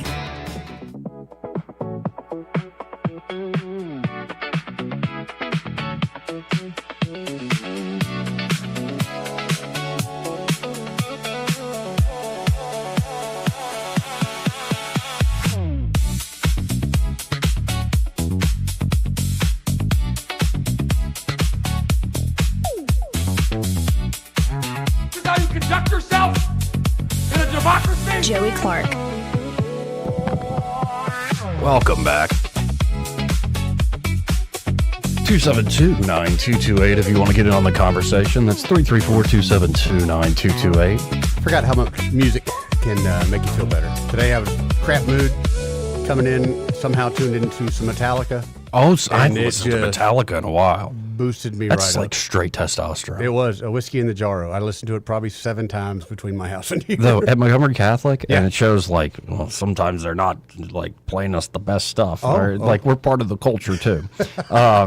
It used to be before football games. I don't remember who put it on, which coach or whatever. Yeah. It might have been Trokey, our head coach, because he loved Metallica. Grew up in Southern California. Oh, yeah. And but it would be, as we're getting ready, like getting equipment on, like the hour or two before the game, it would be the entire Black Album. There you go. And dadgum. I mean, it just sets a mood, man. Yeah. Just like sad but true. Like, it's been a while. Yeah, I bumped into it on Sirius, and then I just kept replay. Mm-hmm. Mm-hmm. Trying to think of what I've been listening to like that. It's all kind of... I've been on this 90s nostalgia kick. I really have been. Then you missed out because somebody was trying to do some Backstreet Boys Friday night. You could have joined them on the stage. Oh, no. Yeah, not back. No, it's been more like your... There She Goes. Oh, yeah. Yeah, There She Goes. Or like there the Pixies. Or like... Really, some... Yeah, more like, but very 90s, like Runaway Train. Oh, that's a great. Yeah, you know, that's... Oh, yeah. Yeah, no, it's been that kind of vibe of late. That's good, but... I've been a little moody. Concrete Blonde Joey. Yeah, I heard that one the other day popped up on mine, too. Mm-hmm. Yeah. I never thought I would know a guy named Joey and then know all the words to that song. And then when it comes on, I sing it as if I'm standing next to you. I don't really know what it's about, because at one point she's like, I got the money. Yeah, and... I'm like, I'm not worried about money. On the floor somewhere. So. Right. I'm like, I don't have a heroin problem. What is this? I don't know. Now, it hasn't gone so far that I'm doing Ben Folds' Brick, which is the saddest song that song, ever. Man, that is so great. sad. There, at the 90s, that was a thing. Like, what's the one band, Live? Like, yeah. Oh, I love singing Live. about placenta falling to the floor. I love that band, too. I loved it. I saw them here in Montgomery when they showed up. Yeah, the Jubilee one time. Man, Brick, that brings back some memories. I'll probably cry on my way home listening to Brick 7 times now. Thanks, Joey. Let's go to Babs. Okay. Hey, Barbara, how are you? I am good. My first comment is we have a Senator, Tuberville, who is going to be our new governor. He votes in the 90 percentile of conservatives. and our representative, Barry Moore, votes in the 90 percentages of for conservative. Miss Katie Britt votes in the 60s. So I think we need to keep Barry Moore in is it Congress? Is that what you call the both of them? Yeah, and the House and the Senate of the Congress, yes. House and the Senate, yeah. So I think we should keep him there. I don't have anything against Jared Hudson. He sounds like a great guy, but I think we really need Barry Moore. The other thing I was going to say is he will be speaking at the Republicans' ladies' meeting tomorrow, along with Brian Dawson. Oh, So- nice. Good deal. Yeah. I Wait, can't who's wait. speaking? Barry? Barry Moore and Brian Dawson. Okay. Nice. How about that? That's pretty good. No, it's Barry Moore and a big bearded fellow with a lot of kids who really knows what he's talking about on a lot of stuff.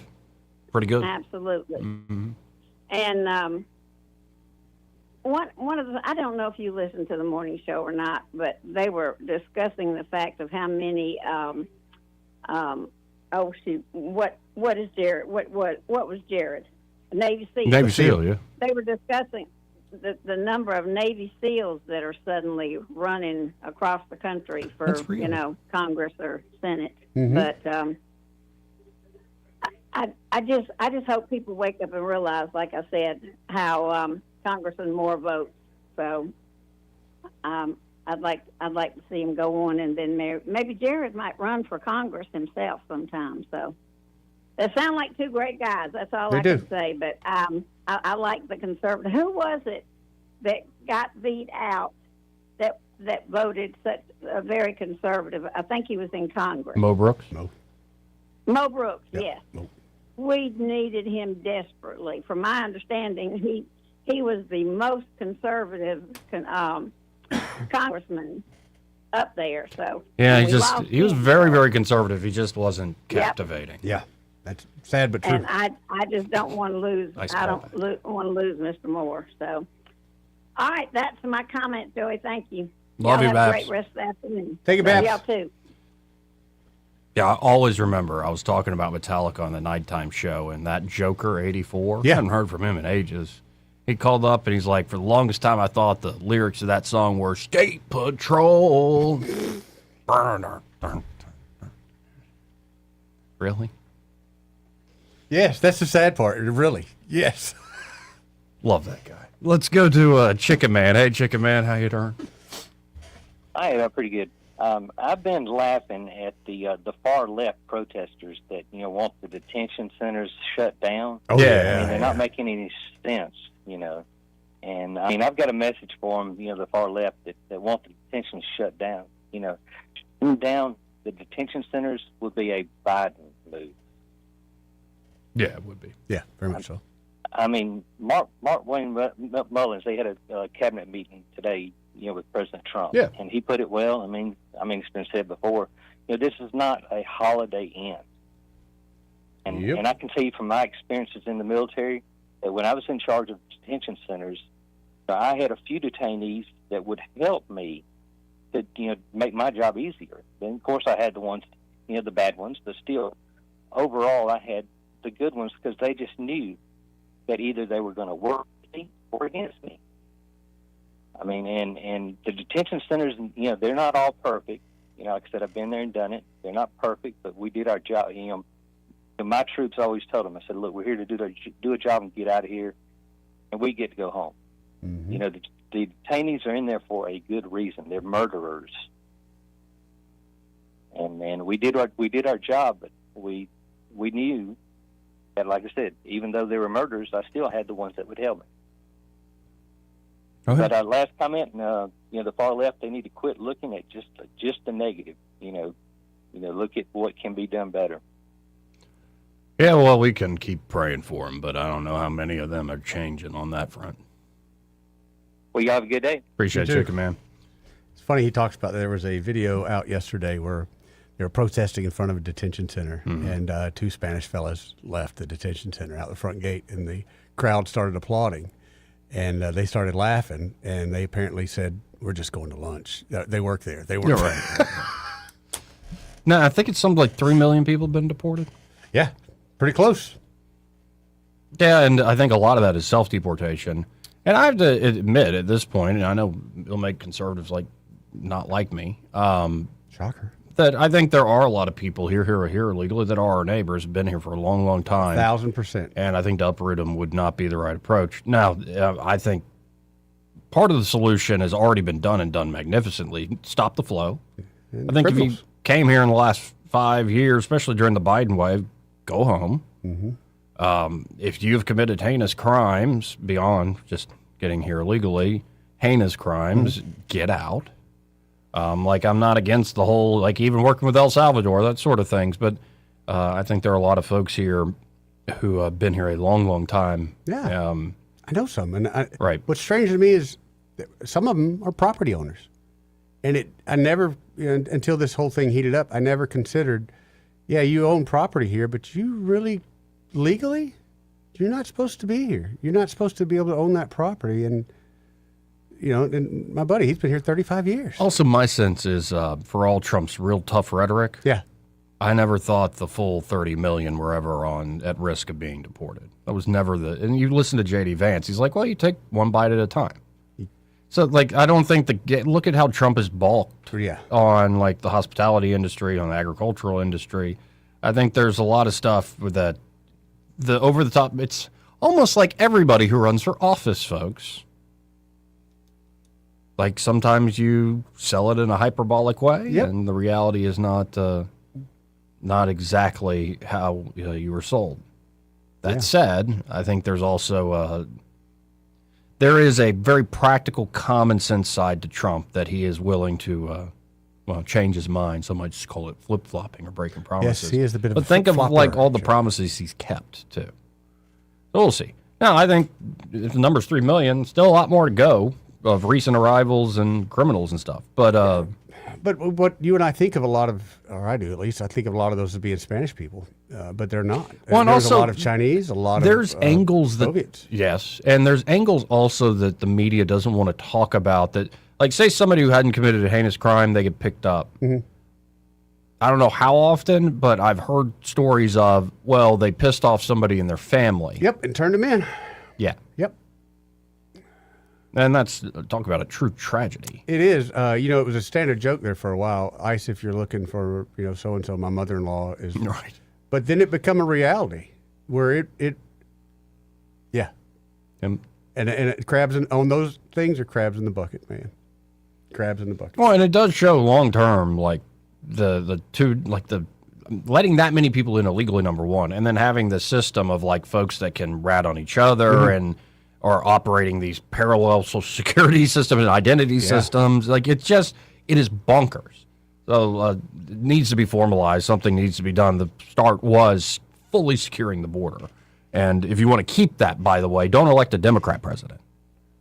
They'll open it right back up. That's the other scary part. This issue's part not going away. Yeah, that's the other scary part of this is if Trump, whether it's Trump or the next Democrat that gets in, I worry that his number or her number one job will just be reverse everything Donald Trump did. Immigration's not going away. And on some of these issues, Tuberville talks a great game on against Islam and stuff like that. Mm-hmm. And I look at certain cities and I'm like, ooh. Mm-hmm. But I think the main immigration plays into that. How you control immigration, how you control who is allowed to come into the country solves a lot of these problems. You focus on that intensely. A lot better than the open door policy. Yeah, just a bit. Anyway, let's go to line 3. You're on there. Who's this? How are you? I'm all right. How are you? I'm fine. That's good. I was just thinking about something that it seems to be, something that people gotten away from over the years. What's the party name? MAGA, right? MAGA. Make America Great Again. Conservative. Mm-hmm. Yeah, MAGA/conservative nowadays. That's the label I'm going with right now. Mm-hmm. I hadn't heard this phrase in a while. My children and grandchildren. We're not going to leave that debt for our children and grandchildren. The guest you had on a little while ago, he didn't speak anything about not raising the national debt where, leaving for our children and grandchildren. What happened to that phrase? I'm with you. I don't know. I haven't heard that in quite a while. I think, and both candidates didn't even bring that up. Well, when last time you heard anybody on TV talk about it? Any of these politicians. No, but that's the thing. It's sad. It's sad. No, and I can play you clips of Obama talking about George W. Bush irresponsibly running up the debt. And it's like it's always been a great campaign cudgel, and then both sides do nothing about it, and in fact spend more. And as much as Trump and team are like, well, we actually cut federal jobs, and that, and then you spent all that money on something else, and you're asking for a 50% increase of the defense budget to be like $1.5 trillion. Now, maybe what they're banking on is we're going to become the Bitcoin capital, and essentially they're going to be able to. You're betting there. No, not if actually you start driving the car, then you're not betting. But all I heard on Mr. Moormouth, and Tubbs and all of them, do what Donald Trump want, do what MAGA want. Yeah, you got to go with that. What about the children and the grandchildren? What about dance with the ones who brung you? Dance with the ones who brung you, man. They threw that out from day one, and I mean.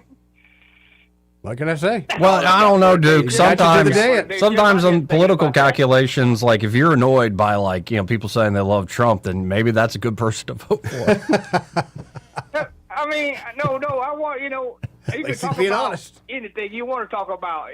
Talk about Jesus 24/7, but you're not, trying to do better as a Christian. Hell, you're just talking about God every day. So why are you talking about Trump for? What you gonna do for the state of Alabama? Are you going to bring the prices down? He's going to keep Trump. Are you going to make things before your kids won't have them? He's going to keep Trump close to him. That's what he's going to do. Let's be honest. What do people in Alabama want, really? They want some good Trump action. All of them. Yeah. Right. Nationwide.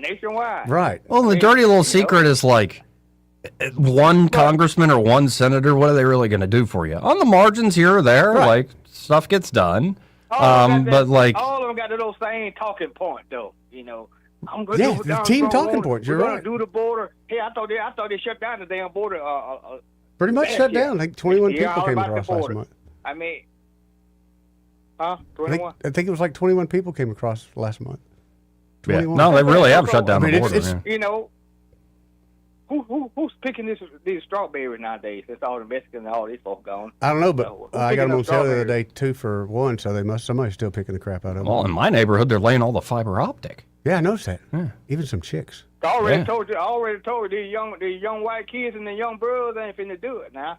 Because the brother he got to hold his damn pants up and had a phone in the other hand before he get out there. What hand he got left to do anything to start with? Duke, speaking of that. Young white kids do that too. Huh? Oh, yeah, speaking of that, the other day we were at a drive-thru. Okay, and I grew up working fast food. The girl that's taking the money is sitting on the chair, just sitting in the chair. Her phone is on. She's watching TV. She is no more paying attention to how much money she's giving me or how. You could not have a job when I was a kid if you even thought about that. She is literally watching TV, sitting on a stool, just occupying space, and they're paying her. I couldn't believe that. I had one sitting there texting. Hell, I'm in the line waiting for her to take my money. Hell, she sitting there texting and looked up. Yeah. I'm doing something right. She told me I was doing something right now. I said, hell, I got some stuff to do too right now. I just don't get it. Yeah, the younger generations, man. This worries me because these are us 20 years ago, but we weren't that bad. Mm-hmm. Good Lord. But I ain't just picking on my people, but the white kids is damn. Yeah, white kids too, man. Screwed up too. Yeah. They screwed up too. All started with Jay and Silent Bob. No, it all started when they let the kids act like they were cats. And they didn't let them use the litter box. They put that damn cell phone in the hand at 5 years old and told them, do what you want to do, look at what you want to look at. So we need to replace a cell phone with hammers? Give them something to do? That way they'll be... I'll give them a hammer, I'll give them a damn lawnmower, and some gas in it. Like we talking about gas yesterday, give them a damn... Give them a hose, got to siphon that gas. Get out there, cut the yard around the house. No, my baby ain't working, Yeah, there's a lot of that, too. I also think kids could benefit, bring back the Looney Tunes, even the Yosemite Sam ones. Bring it all back. They need a reminder what America used to be. And honestly, I agree with that. Bring it all back. And if you are not the least bit bothered by that, if you don't go to your parents and go, hey, what was that all about back then? Eddie, talk to the average kid. I talk to many kids that don't know how to change the damn flat tire, son. I'm looking at one. Huh? Well, I don't know how to change a tire. Okay. Come on, Joe. We should do this one day. We should literally do some outside man Olympics. No, I'm not doing it. I'm not doing it as a competition. I only do it when it's a necessity. The competition is, can you do it? Yeah, I've literally changed my tire the other day. Hold up for a minute. I hate to interrupt y'all. Hey, Joe, you can't change no damn tire, young man. Yeah, I can. What do you think, Duke? What do you think? Slap him for me, But here's, I'll give in Joey's defense. Knock the hell out of it. In Joey's defense, he didn't grow up poor like me, riding on Maypops for changing the tire. It was just an every 3 or 4 day occurrence. Literally changed the tire. That nail in the road don't give a damn about how you were raised. It's gonna happen, Joey. One day you're gonna have a flat tire. I ain't coming to help your ass. Don't come calling me. Now, luckily, I was able to get back to the driveway and had was able to break it there in the garage. It was good. Good. As opposed to on the side of the road. A lot of women can change the tire, Joey. Yeah. Yeah, that's true. I mean, you're acting like I can't. So I don't know. I offered to bring you and Eddie seem to be tickling each other. I'll bring you a vehicle with a two flat grown tire. men tickling each other like on my radio show, like on a laughing at the inability of the other grown men. man. What we're gonna do, Joey? What we're gonna do one day? We're gonna get with you and we're gonna make you take the tire off and show you how to take it off and put it back on. We're gonna show you how to do it. I would just like for you to show us how to do it. If you know how to do it, show us how to do it. I'll go let the air out of one of your tires now, and then after the show, I can film it. We had the more I think you're called AAA. We had to learn how to change them. We had the more recap tires. So yeah, we did. You were poor when you were changing a tire about every 3 or 4 days and just putting on another Maypop. You loosen the nuts while it's still down, then you jack it up. Where's the emergency brake, Joey? Did you even set the emergency brake? Are we on a hill? Doesn't matter. Safety first. Always safety first. See, here we go, Duke. See? No, but especially like with Kia, they give you this little jack, and you're just like. The worst was for a while, and for a while, if you bought a Kia, they didn't give you a little jack. They gave you a can of air fluid to put in. Those little jacks reminded me of something. It's probably a good idea if you stay single, so you get out there and piss moo off or something like that. So you block your tire. You're stuck. Huh? I did have a lady slash my tires once. Really? Yeah, well, she printed out pictures of the guitar slash and that way. Okay. And put it on my tire.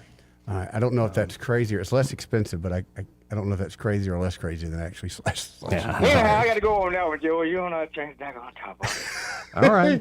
Y'all can believe that if you want. No way I can convince you other than, I guess, doing it, but I don't want to play into your little boast. You could write an article about changing a tire. Yeah, right.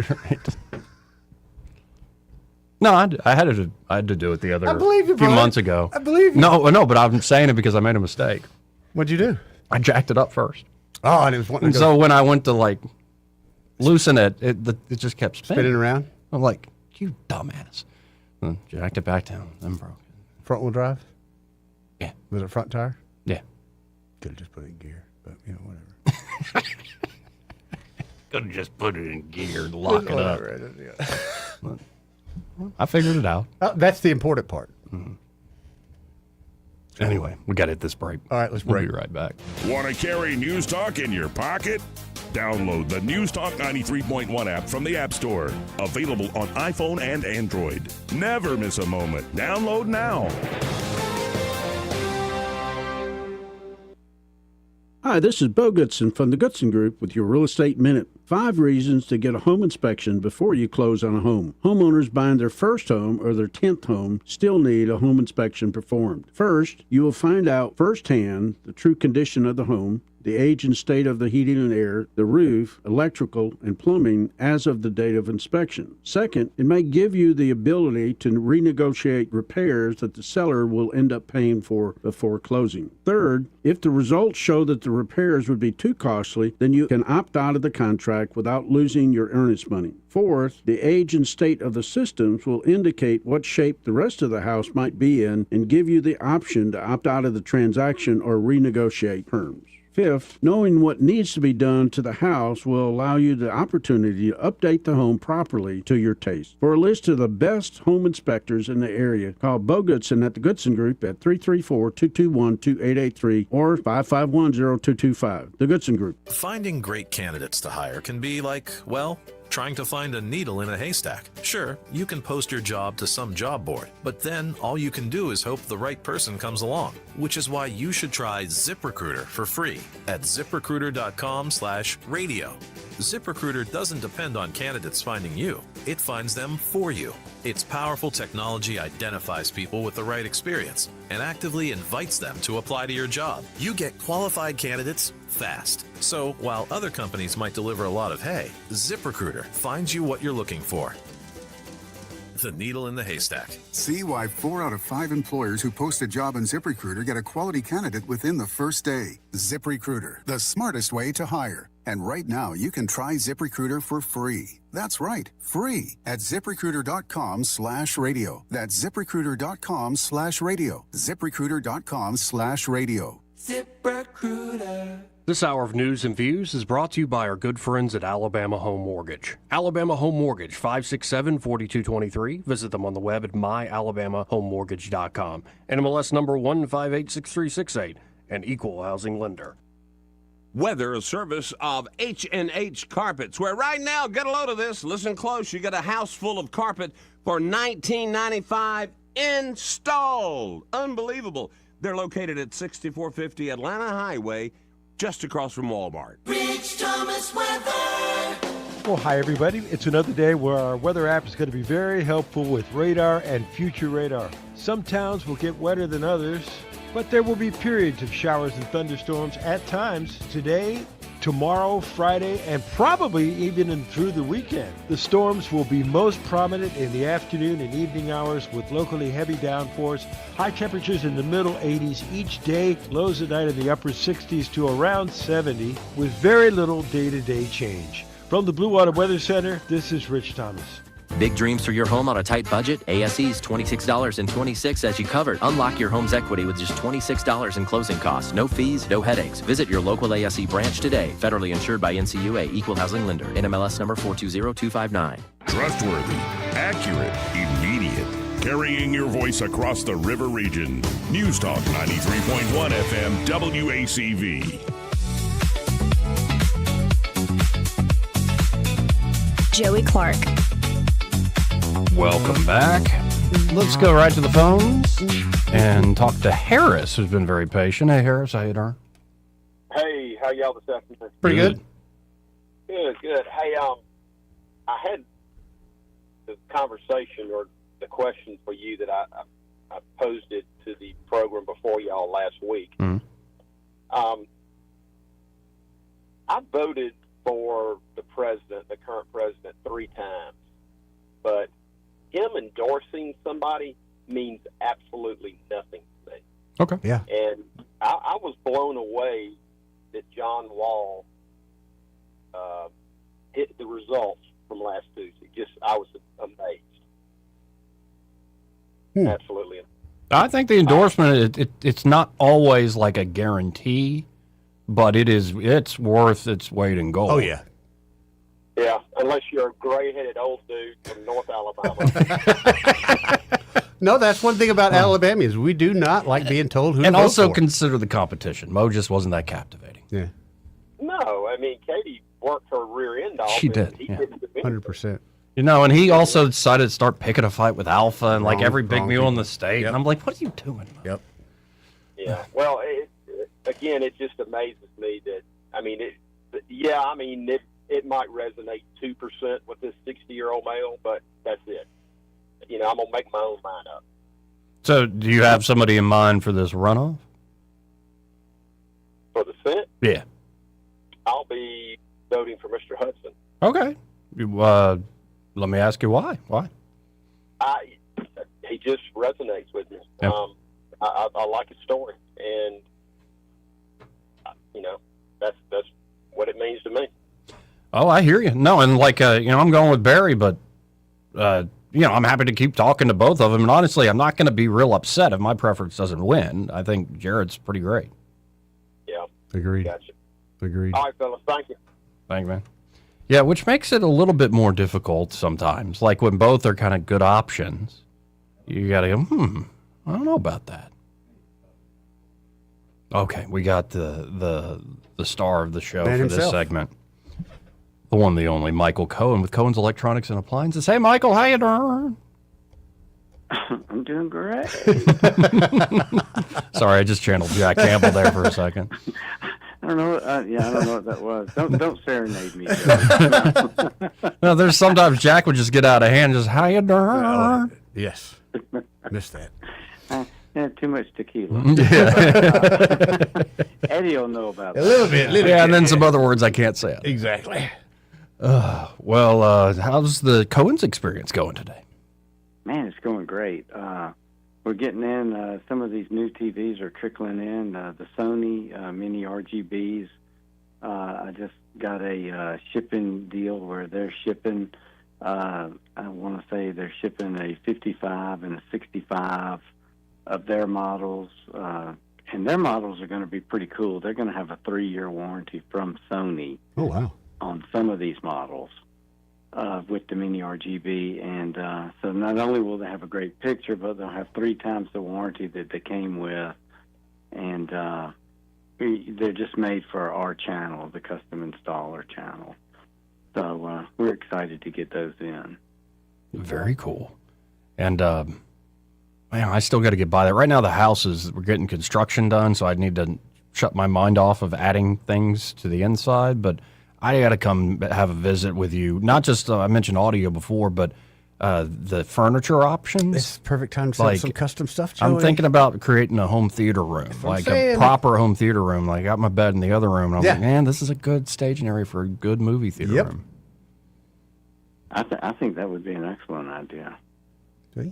Yeah. Young and man, if your house is in a little disarray, I mean, now's the perfect time to run wires and get everything done. And, we can get you some really cool light switches so that you can have like a one-touch where you hit the go button and it turns off these lights, it dims these lights, it turns on your audio system, your TV system, puts it on the right app or whatever you're trying, whether it's a DVD or an app.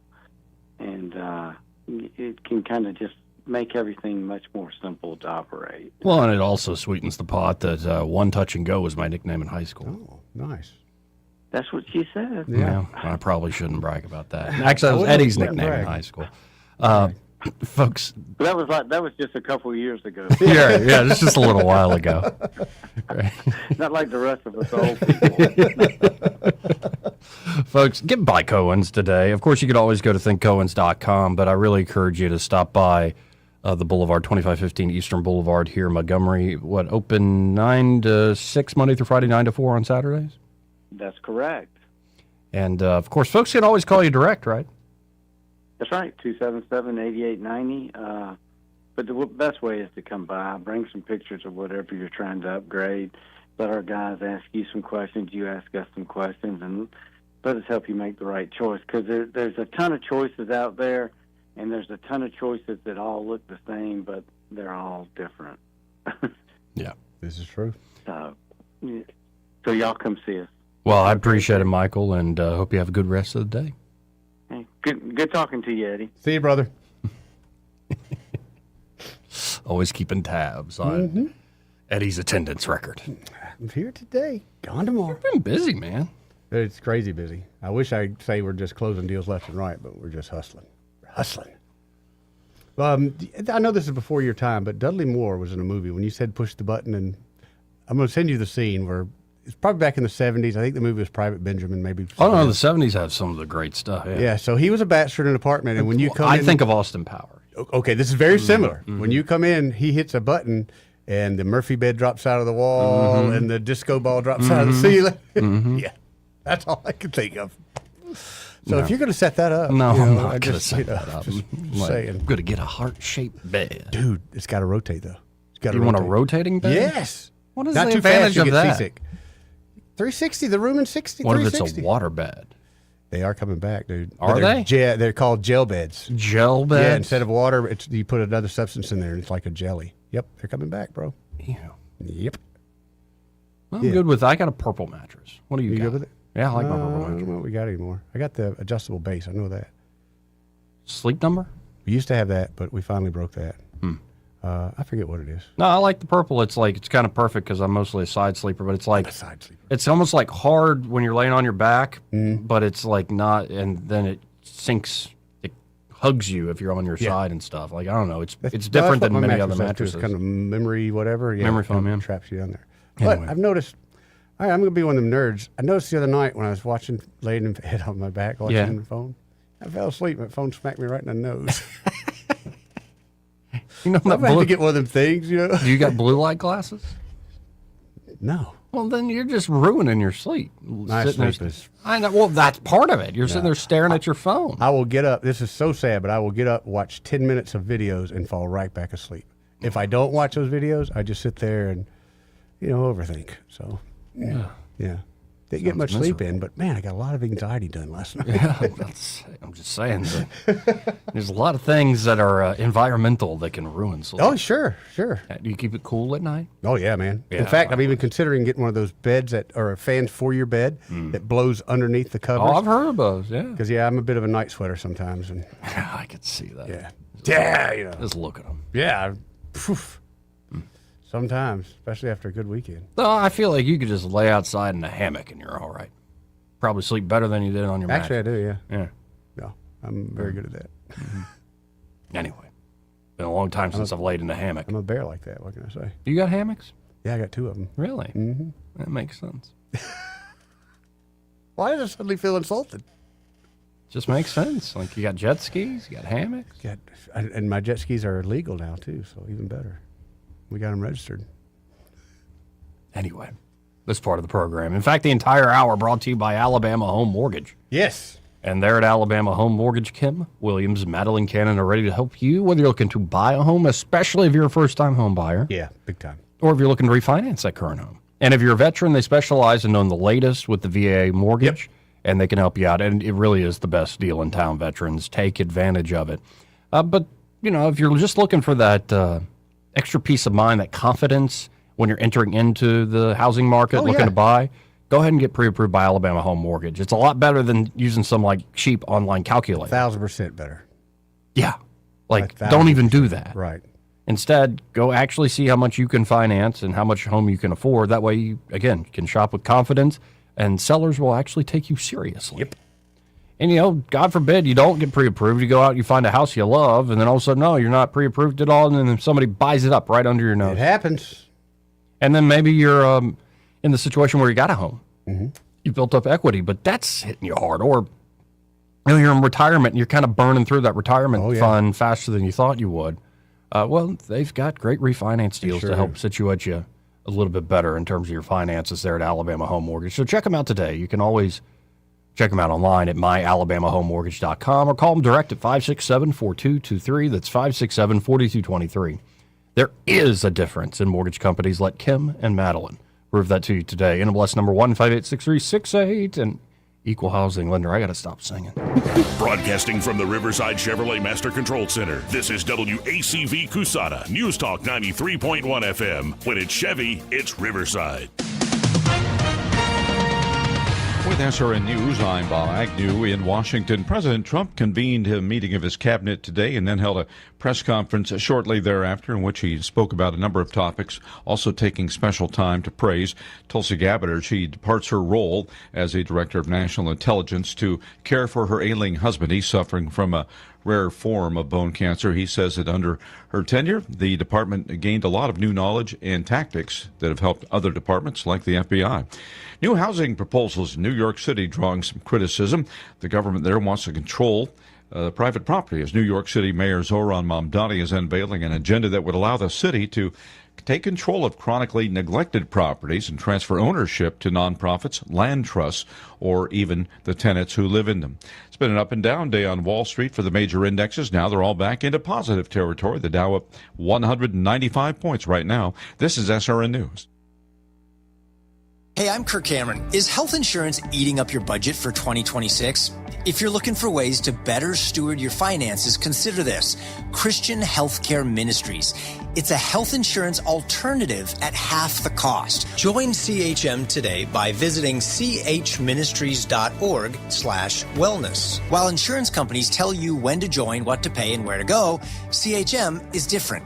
As a ministry, CHM allows you to share the burden of medical bills with other Christians. You can enroll, switch programs, or leave at any time. Christian Healthcare Ministries. It's a world of difference. CHM has 4 flexible programs. You can pick any certified doctor, surgeon, or hospital that you want for eligible care. So make the switch. Take your paycheck back from health insurance this year. Join CHM today by visiting chministries.org/wellness. That's chministries.org/wellness. Rich Thomas Weather is brought to you by Wiley Sanders Truck Lines. Truckers, listen up. A $2,500 sign-on bonus only at Wiley Sanders Truck Lines. Work for a company that puts God and family first. 855-777-9785. Wiley Sanders Truck Lines. Rich Thomas Weather. Well, hi, everybody. It's another day where our weather app is going to be very helpful with radar and future radar. Some towns will get wetter than others, but there will be periods of showers and thunderstorms at times today, tomorrow, Friday, and probably even through the weekend. The storms will be most prominent in the afternoon and evening hours with locally heavy downpours. High temperatures in the middle 80s each day, lows at night in the upper 60s to around 70 with very little day-to-day change. From the Blue Water Weather Center, this is Rich Thomas. 1819 News. There are numbers now being posted from within the Alabama Secretary of State's office regarding the recent primary election that was held on May 19th. 23% of the registered 3.8 million Alabama voters turned out to cast a ballot in the primary races. That translates to about 879,000 people. Democrats here in Alabama showed more participation in voting within the governor's primary race compared to 2022. Over 364,000 Democrats voted in this latest primary election compared to over 188,000 in 2022. The reverse occurred for Republicans, with only 493,000 voters coming out on May 19th compared to over 660,000 in 2022. Democrat voters outpaced Republicans in recent primary voting in the counties of Madison and Tuscaloosa. I'll be back with more Alabama stories after this. Brian Dawson here, CEO of 1819 News. I'm also the host of 1819 News, the podcast, and we'd love for you to join us by listening to our weekly show on all the top podcast apps, both in audio and video format. At 1819 News, the podcast, we are in pursuit of a free and flourishing Alabama. Every week, we're having important conversations with guests from across this great state, all with the goal of equipping Alabamians to be in pursuit of a free and flourishing Alabama with us. New episodes are released weekly. I hope you'll join us.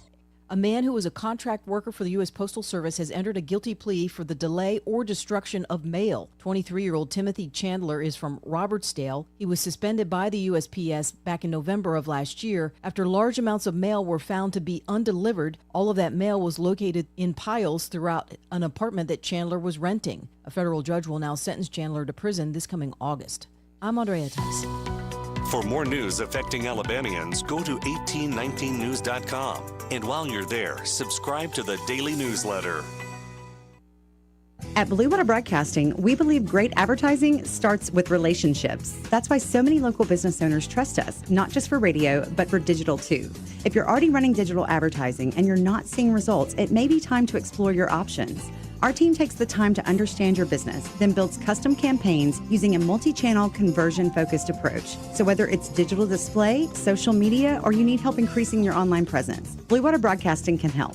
Before your next campaign, let's have a conversation. Visit bluewaterbroadcasting.com. Don't you love the feeling of coming home to a clean house? Let Southern Bell's Cleaning Service get your home in order. Families in the River region trust Southern Bell's because they know Callan and Jesse will show up on time and believe in cleaning the old-fashioned way. They bring all their own supplies and specialize in full-service, residential, commercial, vacant properties, and construction cleanup. Estimates are always free. Call Southern Bells today at 546-0715 or follow them on Facebook at Southern Bells Cleaning River Region. This hour of News and Views is brought to you by our good friends at Cole Plumbing, 279-8919. Cole Plumbing is number one in the number two business. You don't have to dig a hole. They have proprietary pipelining technology. Ask them about their tankless water heaters. Remember, when you have trouble with your bowl, call on Cole. Hi, I'm Carl Schmidt, naturopath and owner of the Herb Shop Wellness Center at 8161 Vaughan Road. You know, with over 30 years experience in natural wellness, I've seen countless health fads come and go. A few years ago, we added a patented technology that actually activates your stem cells. It reverses the aging process at the cellular level. However, you do need proper hydration and targeted nutrition. At the Herb Shop, our advanced scanning and testing technology allows us to accurately assess your nutritional needs and get a customized plan for you. Come in today and see what the Herb Shop can do for you.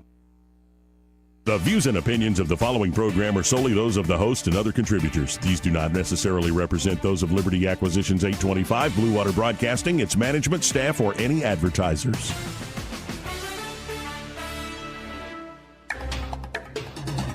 It's time for Montgomery's conversational radio show. It's News and Views on News Talk 93.1 FM. To join the conversation, call 272-9228.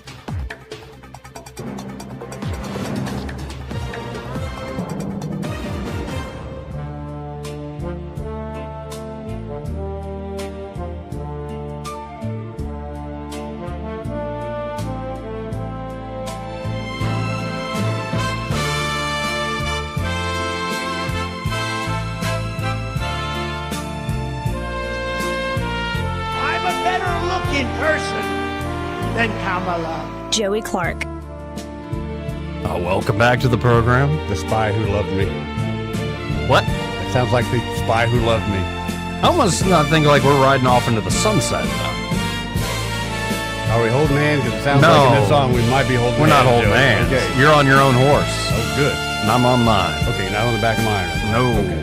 No. Side, are you on a little pony, though, and I'm on the horse? You wish. You wish. Anyway, let's quickly. Chicken Man wants another shot at things. Hey, Chicken Man, what's up? Yeah, real quick, I was going to joke with y'all about, y'all were joking about changing the tire. Yeah. I was going to tell you this. I had a friend of mine, a young kid. He was like in his 20s. But I always tell people when he was right, and when he was wrong, he was still right. But I was doing a brake job one day, and he was jacking we were going to get the tire off. This idiot, he jacked the car up, and then he told his girlfriend to get in and hold the foot brake. There you go. Oh, my goodness. While he loosened the lug nuts. Oh, my goodness. Just leave it on the ground. You know, and I asked him, I said, what are you going to do if you're on the side of the road by yourself? You ain't got your girlfriend with you. You going to flag a woman down? Yep. Hey, can you come hold this brake for me? Well, y'all have a good day. Thank you, Chicken Man. Yeah. Anyway, let's go to. We have Troy Carrico calling us on vacation. Hey, man. What up, Troy? Rumors of my untimely demise were greatly over-exaggerated. Yeah, Jared Hudson was asking about you. Like, where's he at? Yeah, it's my buddy. It's my buddy. Yeah, we had to come to Jesus, and now we're friends. Well, that's good. Long live the brotherhood, as they would say. But yeah, I'm up in Ohio. You know, Joey, it's kind of funny as I drive around and see the fields, the pastures, the barns. I sent you some pictures earlier today. Yeah. It's almost surreal. It's like a dream or a different life that I had. And it's as you get older and you just start to appreciate things that you maybe didn't really consider that forged and shaped you. And I've got a new piece that's going to be, I think, publishing on Wednesday. That this is very heartfelt and very much in line with what I experienced up here, and I'd like to share it if we have the time to do that. If not, we can just talk. Let me see. We do have the time, but no. Like, instead of reading it though, just tell me. Let's talk about it. Like, what came across your mind? Okay, good enough. It was entitled "For Good Men to Do Nothing," and it's the malaise of Middle America and the continued decline of our republic, which essentially I talk about how many good people there really are in this country that we don't always meet, we don't talk to. Maybe we just take what's given to us on a superficial level by what the media presents. But I assure you, there are good people everywhere, God-fearing, Jesus-loving, red-blooded Americans. But more importantly, Joe Sixpack, who is the farmer, who's the welder, who's the tradesman, who's the truck driver. They're there, but I talk about the de-incentivization of America to become involved with with anything political today, and we watch the travesties occur that are perpetrated against us with a steady rate and with unflinching nerve. And I had some realizations here, and I'll read it when I come back. Yeah. But this is probably the most profound piece I think I've done, and it's very heartfelt. So, well, and there's something not only about getting away, but going back to your roots, and I'm sure it does give perspective. And no, I think you're right. There is the one fancy word is atomized. Like we're all kind of our own individual lives, our own individual algorithms. But it's almost like we've all been unmoored from reality, if that makes any sense. And like a certain type of America, you want to believe it exists, but it's there in kind of the movies you used to watch and some of your memories in your mind, but you wonder where did it go? And maybe those folks are still out there. They're just not getting the connection like you would once hope. So at the oncoming eve of our 250th celebration of our republic's founding, and I went on Memorial Day to Fort St. Clair Park, which is in Eaton, Ohio. In 1793, there were 100 Kentucky long riflemen and 50 Ohio militiamen at Fort St. Clair, and it was the Battle of Fort St. Clair, which gave way to the Fallen Timbers Battle, where Mad Anthony Wayne carved the new Midwest and the formation of our new Western expansion of this country. 16 men died there, giving their lives for the Republic against Miami and Iroquois warriors under Chief Little Turtle. And I went to the Whispering Pine where they were buried, and I thought to myself, what would our founding fathers say if they were transported today to this? And I think it's a pretty simple answer. They'd say, open your Constitution. We've given you every clear directive, every clear prescriptive on what needs to happen as you move forward. And we have bastardized never-do-wells and do-gooders, have destroyed the fundamental spirit of our Constitution. And that's why we're where we're at right now. And I just thought about that mourning over those men that fell, those brave men. So something to consider. Well, I appreciate it, Troy. I have to say, I think Alexander Hamilton would find himself right at home in these days. Just that sly fox. He was a bit controversial, but I think that Thomas Jefferson would say, I've given you the prescriptive. The blood of patriots must refresh the tree of liberty from time to time against tyrants. Oh, and think of Washington and his dedication, especially to duty and following the will of God. Same thing with Adams and faith. His faith. Yeah. And like so much of that is that would be a fascinating what if a man out of time story, and I don't know if they would recognize things. And then you look at also how powerful so much of the federal government's become. I think it's it's been flipped on its head, the system that they first created. The war of northern aggression gave us that outcome.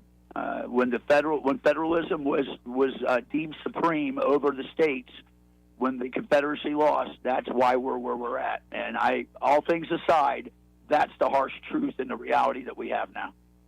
Well, we'll see where it goes, and I look forward to hearing it in full. When are you going to be back? I will be back on. We're pushing out Saturday morning. Guess where we're. Joey, I have a surprise for you. We're stopping off at the Shrine of the Blessed Sacrament up in northern Alabama, and we are going to celebrate the feast of, who is it? It is the feast coming up of Saint, help me out here. Who is it? There's a saint. You should know this. No, I don't know off the top of my head. I can look. It's coming up on Monday. It's coming on Monday. It's the saint... Anyways, I will give you a full report when we get back, and I will be there for Monday's show, and we can talk about it. But I'm so excited to go to this shrine up there in northern Alabama. So, well, look forward to it, man, and look forward to catch up when you get back. Miss you guys. Take care, and I'll be back. God willing, I will be back. Inshallah, brother. I will be back. Well, May 31st, by the way, is Feast of the Visitation of the Blessed Virgin Mary. That's right. That's it. But there was another veneration. I will send it to you off air when I pull it up. Okay. Cool. All right, guys. Take care. See you, Troy. Be careful, bro. 272-9228 if you want to get in on the conversations. 334-272-9228. Let's see. I'm just checking out 1819 News. How they doing? And the new top story there? Yeah. Your parents were racist. Dem State Representative Datcher, D-A-T-C-H-E-R, rants about race and uncomfortable truths in an online post. Yeah. Not like bringing folks together. He is a Democrat representative from Birmingham. Well, you got to sing to your audience, I guess. According to the outgoing lawmaker, anyone who voted for Governors George Wallace or Lurleen Wallace were racist. Lurleen, I remember. Didn't George win a lot of the black vote in one of those he did. cycles? In fact, I think he was did some apologizing, and I thought all was well. No. No? Look at us. No.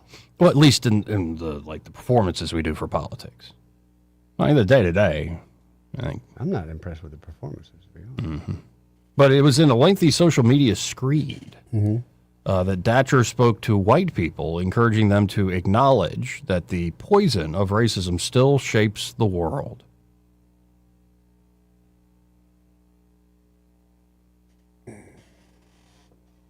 I mean, we could look at the whole post here, just go through it ourselves.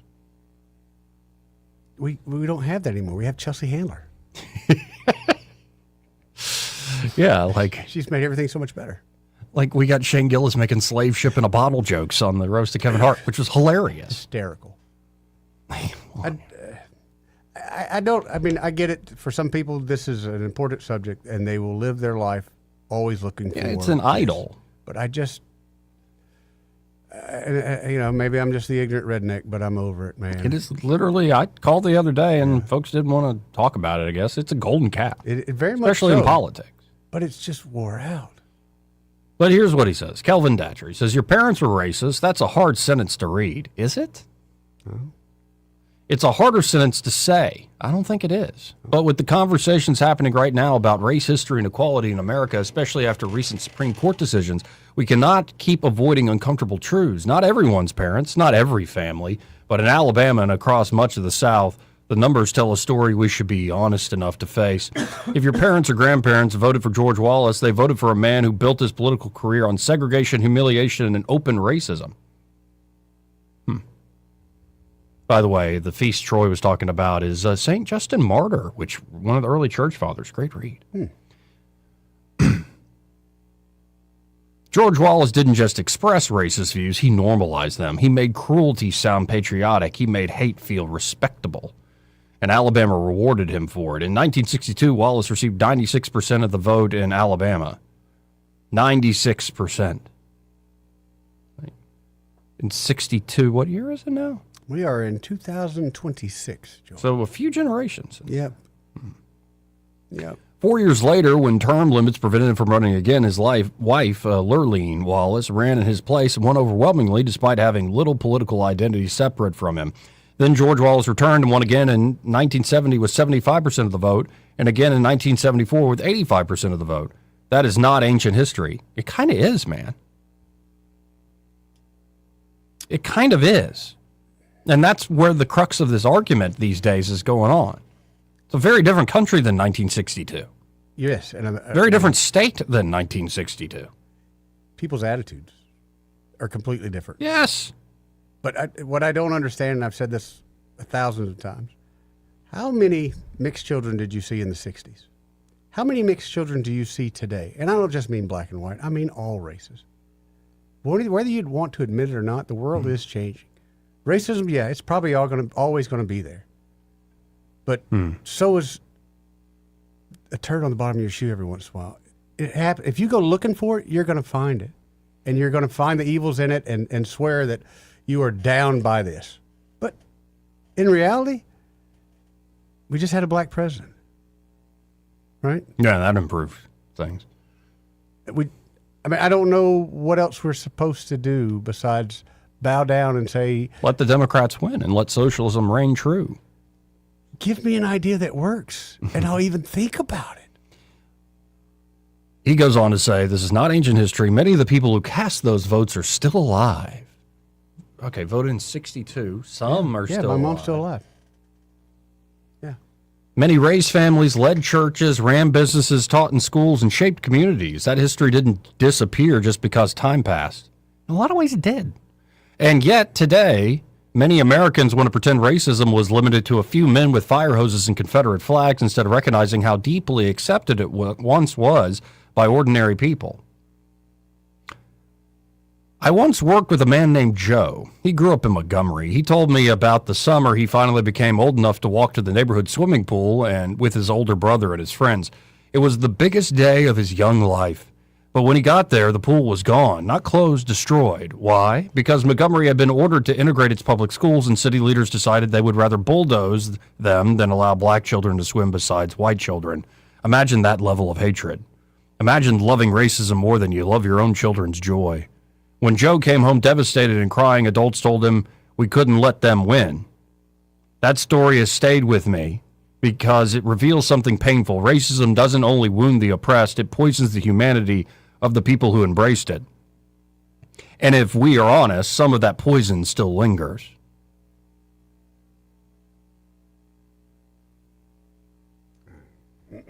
When states would rather let rural hospitals close than expand health care because the policy became associated with America's first black president, we should at least be willing to ask ourselves difficult questions about who we are and what still drives our politics. So because you didn't want to expand Medicaid under Obamacare, that's racist? This is the poison of, bulldozing school pools and not wanting desegregation, integration. This is not about guilt. None of us can change the past, but we do have a responsibility to tell the truth about it, especially white Americans, because real progress does not begin with defensiveness. It begins with honesty. If your parents were part of that system, acknowledge it. If your community benefited from it, acknowledge it. If racism opened doors for some while locking them for others, acknowledge it. Not to shame yourself, not to hate your family, but because a nation cannot heal from what it refuses to confront. The question is not whether racism existed. The question is whether we love this country enough to stop lying about how deeply it shaped us. And if you are white and believe in justice, equality, and democracy, then this moment calls for more than silence. It calls for courage. Courage to listen without becoming defensive. Courage to speak when others stay quiet. Courage to challenge policies that divide people by race for political gain. Courage to teach the next generation a better version of America than the one we inherited. History is not asking white Americans to carry shame. It is asking you to carry responsibility, and responsibility begins with telling the truth, even when it hurts. That is, again, Representative Kelvin Datcher. He is a Democrat from Birmingham.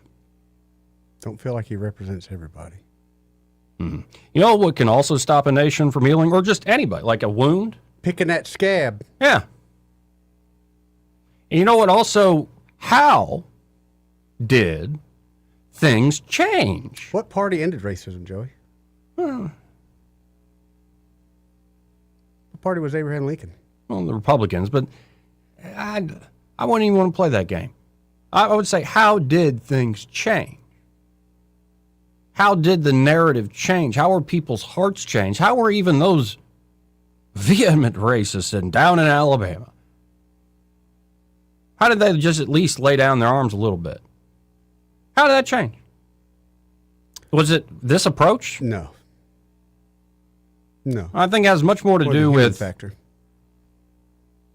Looking one another face to face, eyelash to eyelash, and reconciling under God.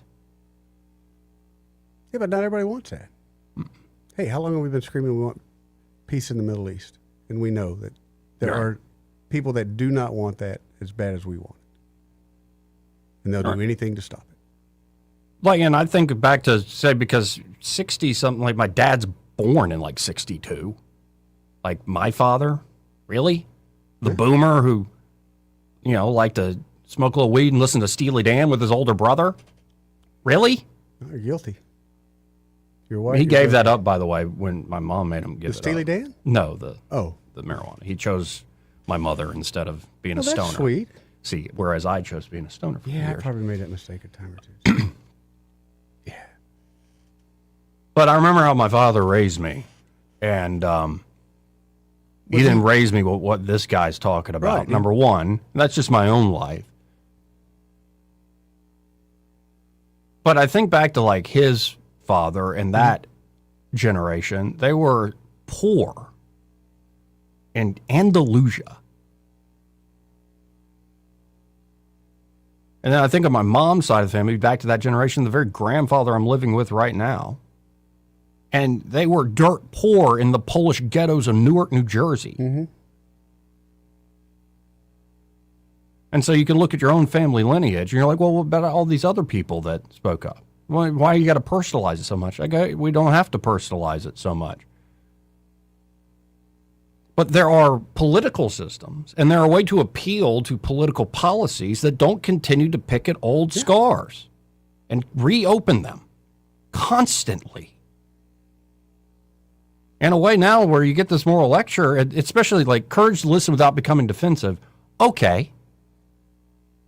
What if the shoe's on the other foot? Can't. It's unimaginable. Unimaginable. Because my theory, and I'm sticking to it, is race in particular, the racial solidarity that was of necessity, born of oppression. I'm not denying that. Let's tell the truth about history. Mm-hmm. But that solidarity that was built up in those times that had victories, that changed the frickin' narrative of this nation. That solidarity, that narrative has now become a golden calf.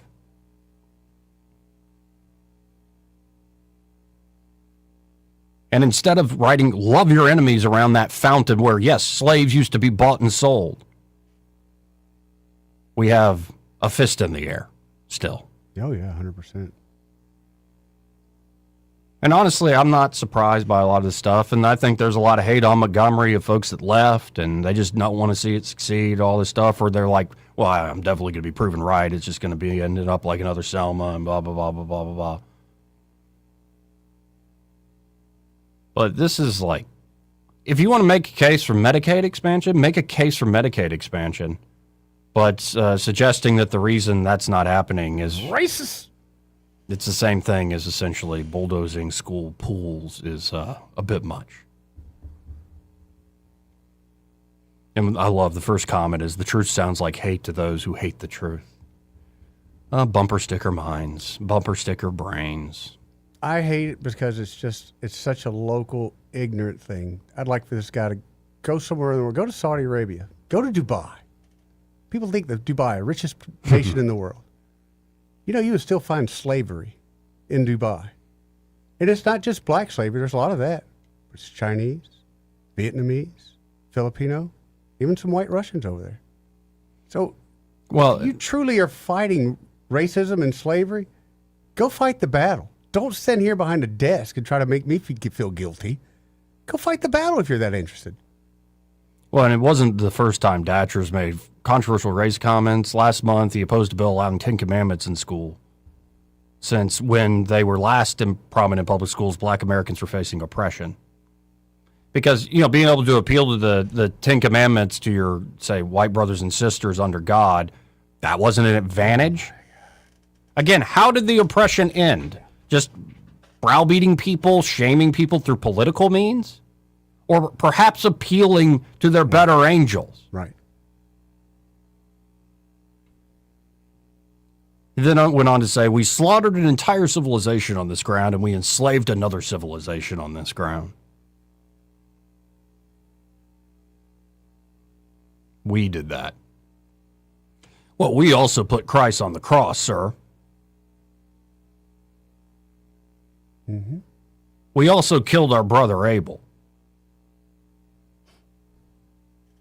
Every nation, every civilization has done this. And you got to ask yourself then, what makes ours different? Liberal guilt. Oh, but by the way, this guy, Datcher, yeah, he came in a distant third in his primary, will not be returning to the legislature. What a shame. So even a lot of folks in his own district are tired of his ass. Go get a real job, man. But he used to work for Mayor Woodfin up in Birmingham. Oh, shocker. So yeah, he'll fall on his feet. He'll be just fine. Yeah. Anyway, that's the lead story at 1819 News right now. It's not. I just. And it used to really bother me, and now it's more like, I don't accept your frame. Yeah. I have a different frame and a different point of view, and if you don't want to accept my frame, cool. So be it. But I'm not accepting yours either. Cool. I would suggest my frame allows for real reconciliation on a lot of issues. I think Alabama, by the way, sucks when it comes to our rural health care. 1,000%. But I don't think expanding Medicaid is going to solve that. That's somebody What it else's does is policy, it helps pay for people's prescriptions instead of going to get a job and getting health insurance. Yep. Doesn't build hospitals back up. It's papering over it. And yes, it has roots in a rotten healthcare system that is a nationwide issue. Yeah. But yes, is it a real problem? Absolutely. How's Alabama's prison system? Don't want to get me started. Awful. Are we living up to our Christian principles by that hell on earth that we perpetuated here? Not even close. No. Not even close. A lot of issues to talk about. Yeah, but the ones that divide us, that's the ones that seem to be pushed the most. Yeah, but again, he lost miserably, so How many perhaps. votes did he get? Did it give you a percentage or a No, it just said distant. Remember our buddy? He got 15,000 votes. Who did? Jermaine Brown. He got 15,000 votes. 15,000 votes for governor. All right. Yeah. All right. Well, I admit, yes, we are in a different era where I laugh my ass off at Shane Gillis and Tony Hinchcliffe. I'll put it that way. While there are some folks that go around butthurt that they get to say jokes. The jokes, man. They're jokes. Like, get over it, man. Yeah. They're jokes. Get over it. And stop worshiping that golden calf. But that's another thing. You and I, similar in the comedy that we enjoy, but we can laugh at stuff. We can separate. Hey, that's supposed to be satire.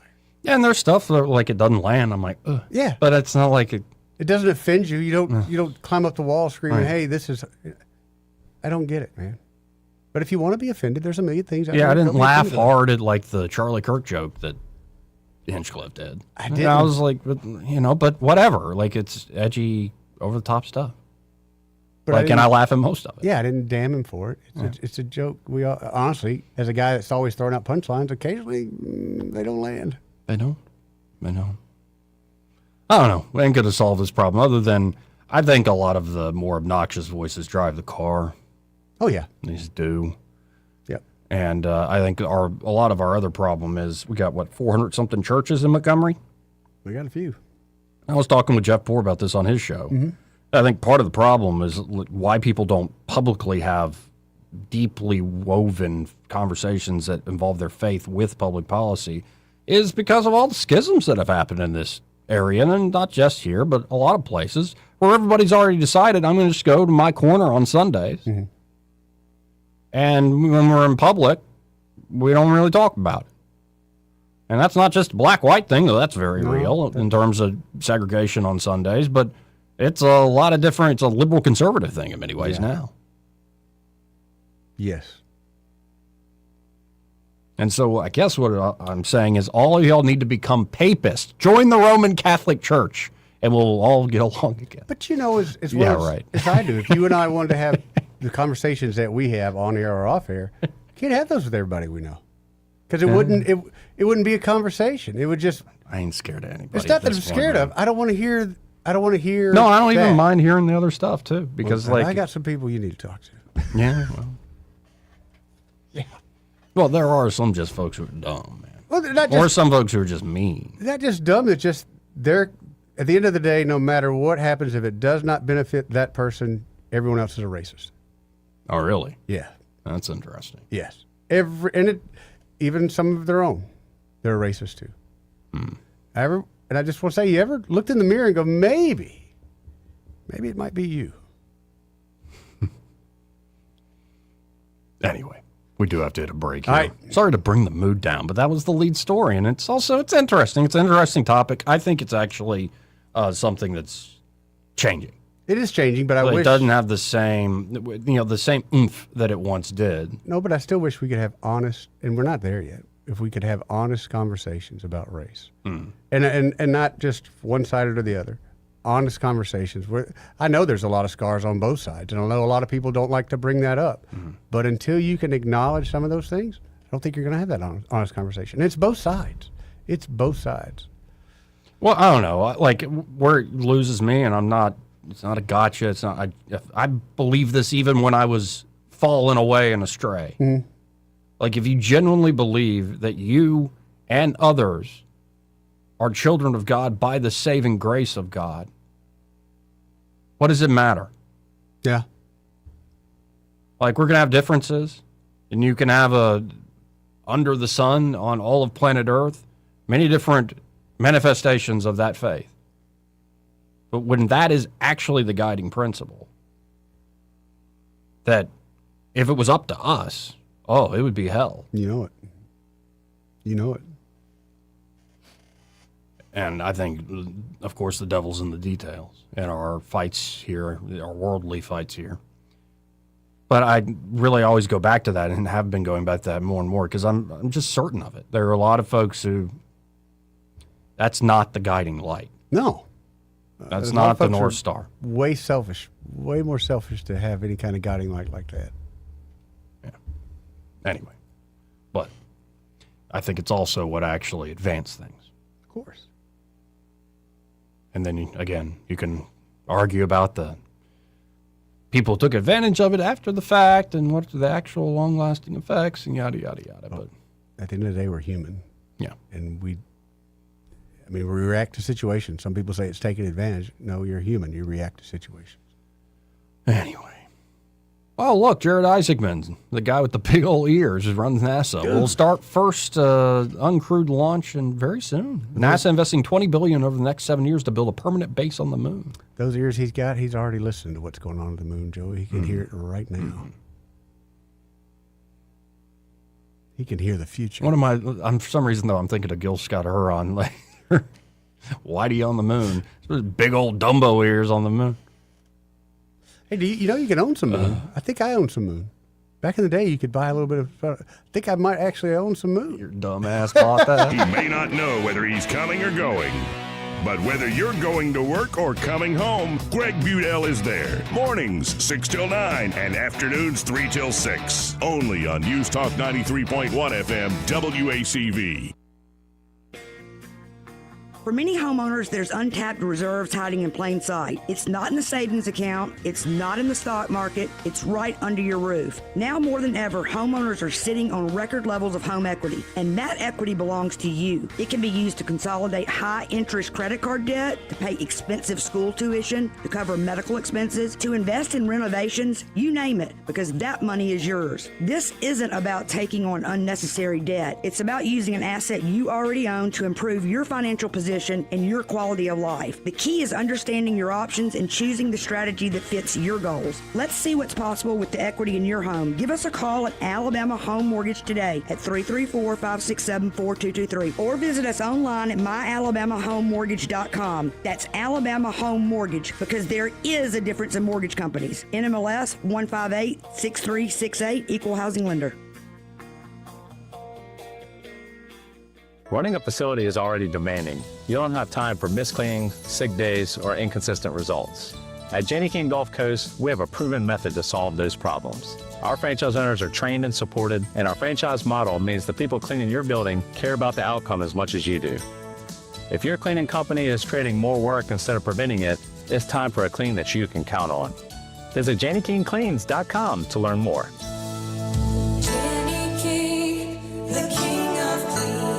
For too long, Alabama's statewide news companies have shamed us for our conservative Christian values. Alabama deserves a news company that cherishes our culture, a company that isn't bought and paid for by the powers that be. 1819 News is that company. Run by Alabamians for Alabamians, 1819 News celebrates what is good and beautiful about our state, while exposing those who work against our values in secret. Just go to 1819news.com to learn more. Subscribe to our newsletter. That's 1819news.com. E-Bike Oasis, E-Bike Oasis, E-Bike Oasis, ride for free. E-Bike Oasis, E-Bike Oasis, E-Bike Oasis, ride for free. At E-Bike Oasis, we're more than just Montgomery's best electric bicycle store. E-Bike Oasis offers free 1-hour electric bicycle rentals and a full-service electric bike repair shop. Stop by E-Bike Oasis in Montgomery today for free rentals, repairs, and electric bicycle brands in town. This hour of News and Views is brought to you by our good friends at Cole Plumbing, 279-8919. Cole Plumbing is number 1 in the number 2 business. You don't have to dig a hole. They have proprietary pipelining technology. Ask them about their tankless water heaters. Remember, when you have trouble with your bowl, call on Cole. The Rich Thomas Weather Network is brought to you by Ernest Financial. If you're tired of losing your money in the stock market, call David Ernest, 334-279-7431. Ernest Financial, LLC. Rich Thomas weather. Well, hi, everybody. With tropical moisture locked in, look for very little day-to-day change in our forecast. Periods of showers and thunderstorms will be around just about any hour of the day, but especially in the afternoon and evening hours with locally heavy downpours in some towns. Highs will be in the middle 80s each day. Lows at night will be in the upper 60s to lower 70s. And this persistent pattern will be around right on through the upcoming weekend as well. From the Blue Water Weather Center, this is Rich Thomas. Big dreams for your home on a tight budget? ASE's $26.26 as you covered. Unlock your home's equity with just $26 in closing costs. No fees, no headaches. Visit your local ASE branch today. Federally insured by NCUA, Equal Housing Lender. NMLS number 420259. All the headlines the mainstream media won't touch. Your News Talk station. News Talk 93.1 FM WACV.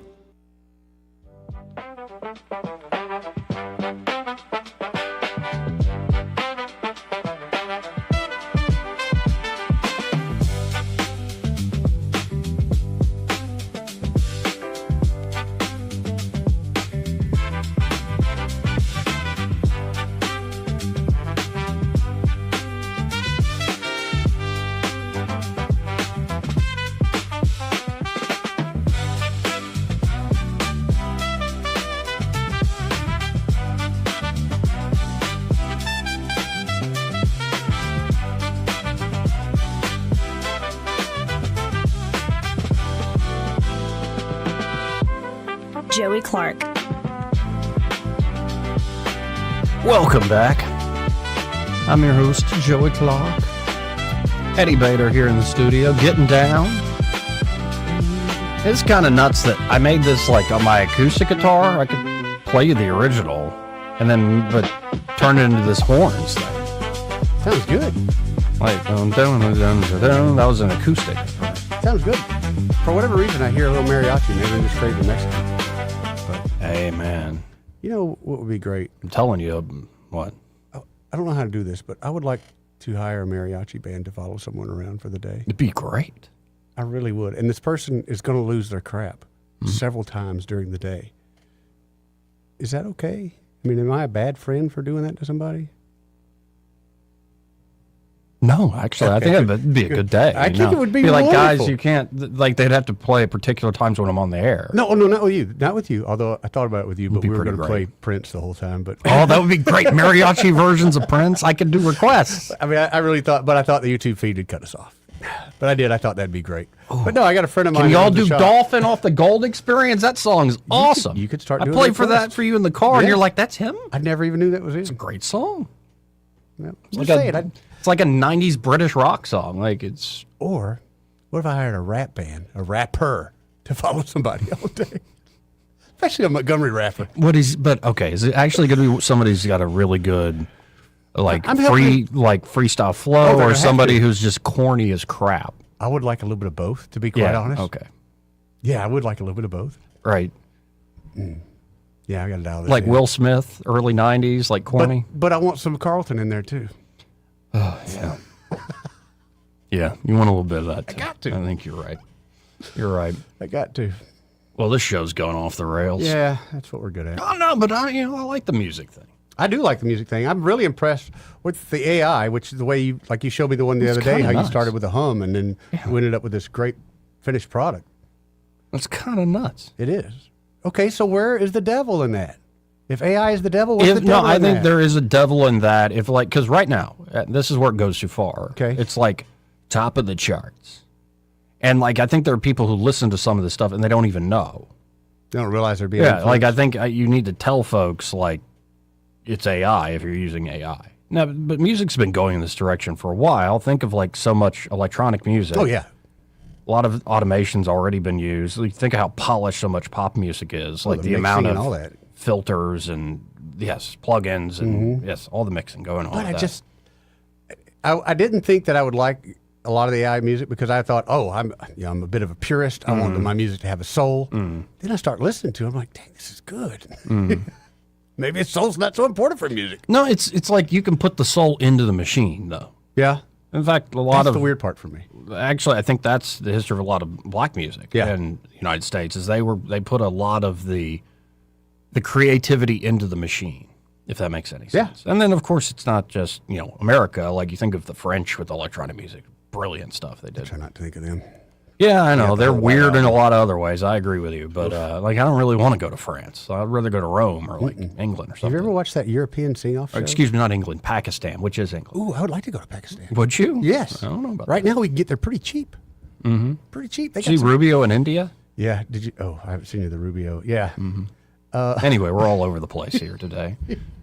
But yeah, no, like there are ways of like making the machine essentially sing, and even if it's a machine, you're still having a good time. Like you need to write it, you need to write the words. Yeah. And ideally, what's going to happen is this will be a great songwriting tool, and then actual people who with real musical talent can perform a lot of stuff that's worked Do you out. see any kind of like new music coming from that? Like Yes. I think something unique's going to come out of it. It's how like rock and roll was developed, say from the 50s, 60s on. Do you see something like that? I don't know what it's going to be, but I think something interesting will come out of it. Right now, it's still learning. It's very derivative of whatever style you put in there, but I think people are going to get pretty talented at because now there's a function I haven't played with much where you can, it's essentially a studio with multi-track. And so you can really... Oh, so you got your own studio. You can really dial it in to where you can make most stuff yourself and then dial in a vocal or dial in, like you messed up on that one part of that, you can dial that in. Like there's a lot. And then maybe you want inspiration for a little extra accompaniment and you have the AI cook something up. There's a lot of this. There's so many different dynamics. Let's say we go to a concert and it's an AI band. I don't know if I'd like that. That's You're what just I'm sitting wondering. around Are we listening just to music. dancing? That's like the I don't think you've been to one, but the headphone concerts where everybody just wears headphones. No, and I admit, music for me, I'm a headphone guy. Really? Yeah, much more than a concert. Really? Yeah. Well, and also like think about like most of the music I like is very much headphone music. Like all the intricacies of the production and like all the little rhythms and stuff going on. Which I like a live setting. Don't get me wrong, live music's amazing, but I like tend to being be more. there. I don't like listening to like live albums, but I like being there. Yeah. Right. But no, it's going to change things. It's going to change things pretty drastically, like across the board in every industry. But I think it's actually people with talent, great songwriters, great musicians, great singers in particular, will always have a place. And in many ways, the proper use of this will be to supplement it. Now, we'll probably go through a phase. Have you ever gone through those YouTube videos where it's like the #1 song in June of 80 and in July of 1980? Joey, I live those out on Sirius Radio on the weekends. Oh, no, they do but the countdowns. even I went back through like my era, like late 90s and the early aughts, and I'm like, man, some songs I hadn't thought of in a while. Let some Boys to Men come on. Yeah, boys. Oh, dude. Let some Boys to Men come on. Good stuff. Some real good stuff. But then, like, I didn't know Shaggy had that many hits. Yes. And then there's other things where I'm like, Bobby Brown charted that late in his career? And, but then also, like, so much stuff that's crap, that charts, that, like, gets Pina Colada popular. song? There's all sorts of stuff like that where you're like, what in the world? Hanson, Oh, yeah. Lord. What a chick band. So, I mean, I think you're going to get that with AI, too. There's going to be stuff that's catchy, that's an earworm, that doesn't have much true underlying depth and beauty and value to it. That'll get popular, but I think there's going to be real artists that use this as a tool I hope so. to create things that are remarkable. But I think I could see it building up as AI almost taking over the music industry and then someone coming out going, this is an original hit by this artist, wrote this song. And people kind of shaming the No, AI like away. some of these songs I spun up, I'm working with a real person, and I hope this person takes the song and re-records it and runs with it. I use it as a songwriting tool. Because I don't have the talent, especially in the singing front. Well, I've got a goal this summer. I'm going to meet Ella Langley. Yeah. So I've got a couple of your songs in my pocket. Okay. Yeah. She can have whatever she likes. I know I'm probably going to have to get through security and all first, but just know. Please don't be creepy around Ella. Not going to be creepy. Don't. I'm like the mayor of Lake Jordan. Just how quick you are. Don't. What? Be cool. I'm going to be cool. You're supposed to be my agent. I'm going to be cool. Be cool, man. I can't help it. I'm Ella fella. Well, take Big back with you. Maybe that'll That's sweeten the pot. the only thing I know it's going to help me. She can hold me back. It's a great nickname, by the way. Oh, it fits. Guess what we had with breakfast this morning? Gravy.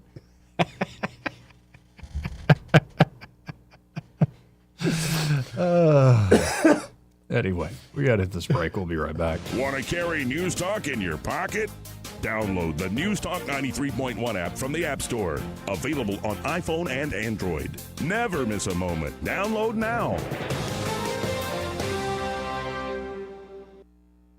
Independent Glass has been your one-stop shop for all things glass since 1978. They offer a full range of architectural products, and they're armed with the knowledge and expertise to get even the most demanding job done, big or small. Attention to detail, 24-hour replacement services, and their uncompromising commitment to excellence is why Montgomery's first choice for all things glass is Independent Glass. Call them today at 263-2823 and learn more about what they can do for you at independentglassco.com.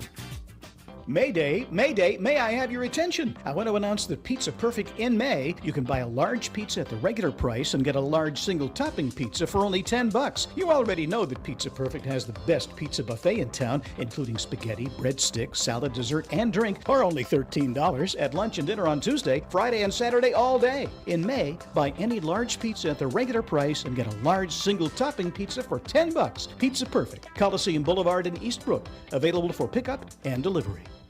This hour of News and Views is brought to you by our good friends at Cole Plumbing, 279-8919. Cole Plumbing is number one in the number two business. You don't have to dig a hole. They have proprietary pipelining technology. Ask them about their tankless water heaters. Remember, when you have trouble with your bowl, call on Cole. We get Montgomery talking 24 hours a day. The River Region's most trusted voice. News Talk 93.1 FM WACV.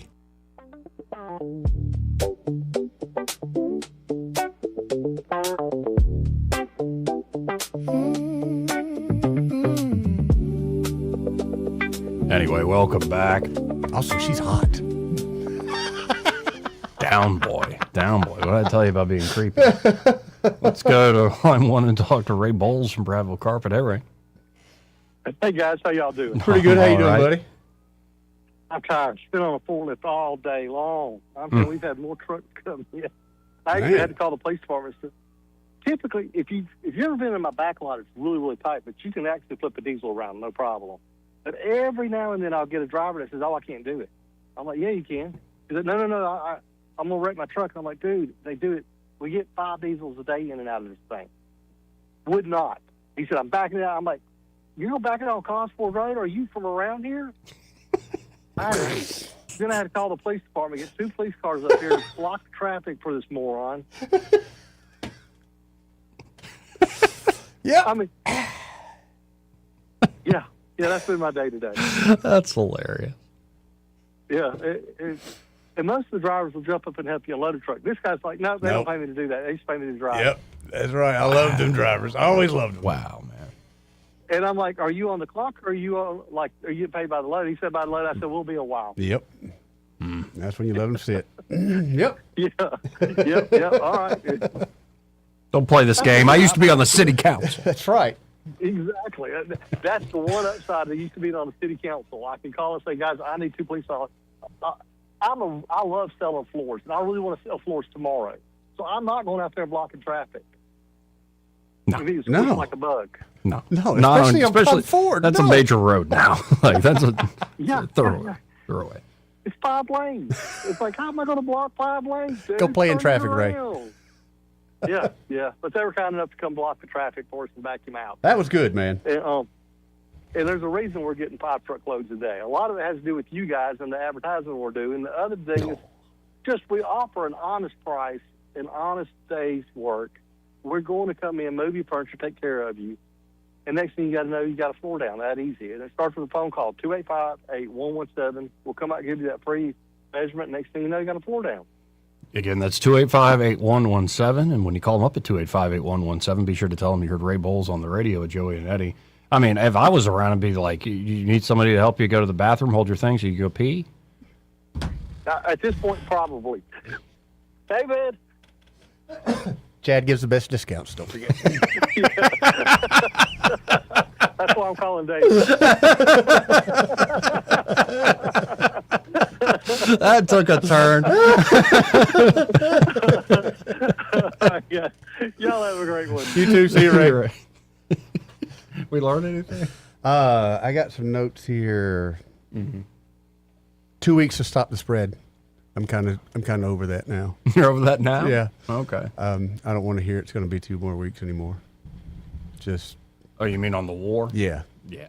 I'm literally feel like I'm living COVID all over again. 2 more weeks, guys. 2 more weeks, guys. And we learned it's going to be quite a runoff. Like Oh, we man, it's gonna like be a heck of a Barry, but runoff. I think Yeah. Jared's giving him a good race. Oh, no doubt.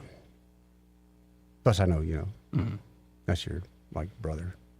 My brother. I can't believe you're not voting for your own brother. What, Y'all because we look- kind of look alike? Kind of. He's a little more fit than me. Yeah, but he gives you goals. That's why you're baby brother. He's big brother. No, he could whoop my ass is what he could do. That's why he's big Probably brother. killed me with his thumb. No, I really like Barry. He's never done anything that, honestly, has upset me in one way or the other. And with most politicians, they'll always disappoint. But I can't think of one time right this second where I think, damn, Barry. I've always thought the opposite. Damn, Barry, go get him, Kiger. Go. Where I'm at. Big things and little things. Yeah. Like, I think he was always a guy who showed great hospitality to folks up there 100%. on the Hill. And a friendly way, even when the people were like, you probably don't want to agree with them on policy, and, they're probably got a lot of problems, but, we can still be nice to people. Look out for folks who are having a rough time in life. Anyway. But like you said, one of 2 good Christian men are going to win that. So how can we really lose? Oh, there are a lot of ways we can lose. No. Maybe it had nothing to do with politics. There are a lot of ways we can lose. Anyway. Y'all stay tuned. Happy Hour with Greg Vito. That's He's right. next. Broadcasting from the Riverside Chevrolet Master Control Center, this is WACV Cusana, News Talk 9.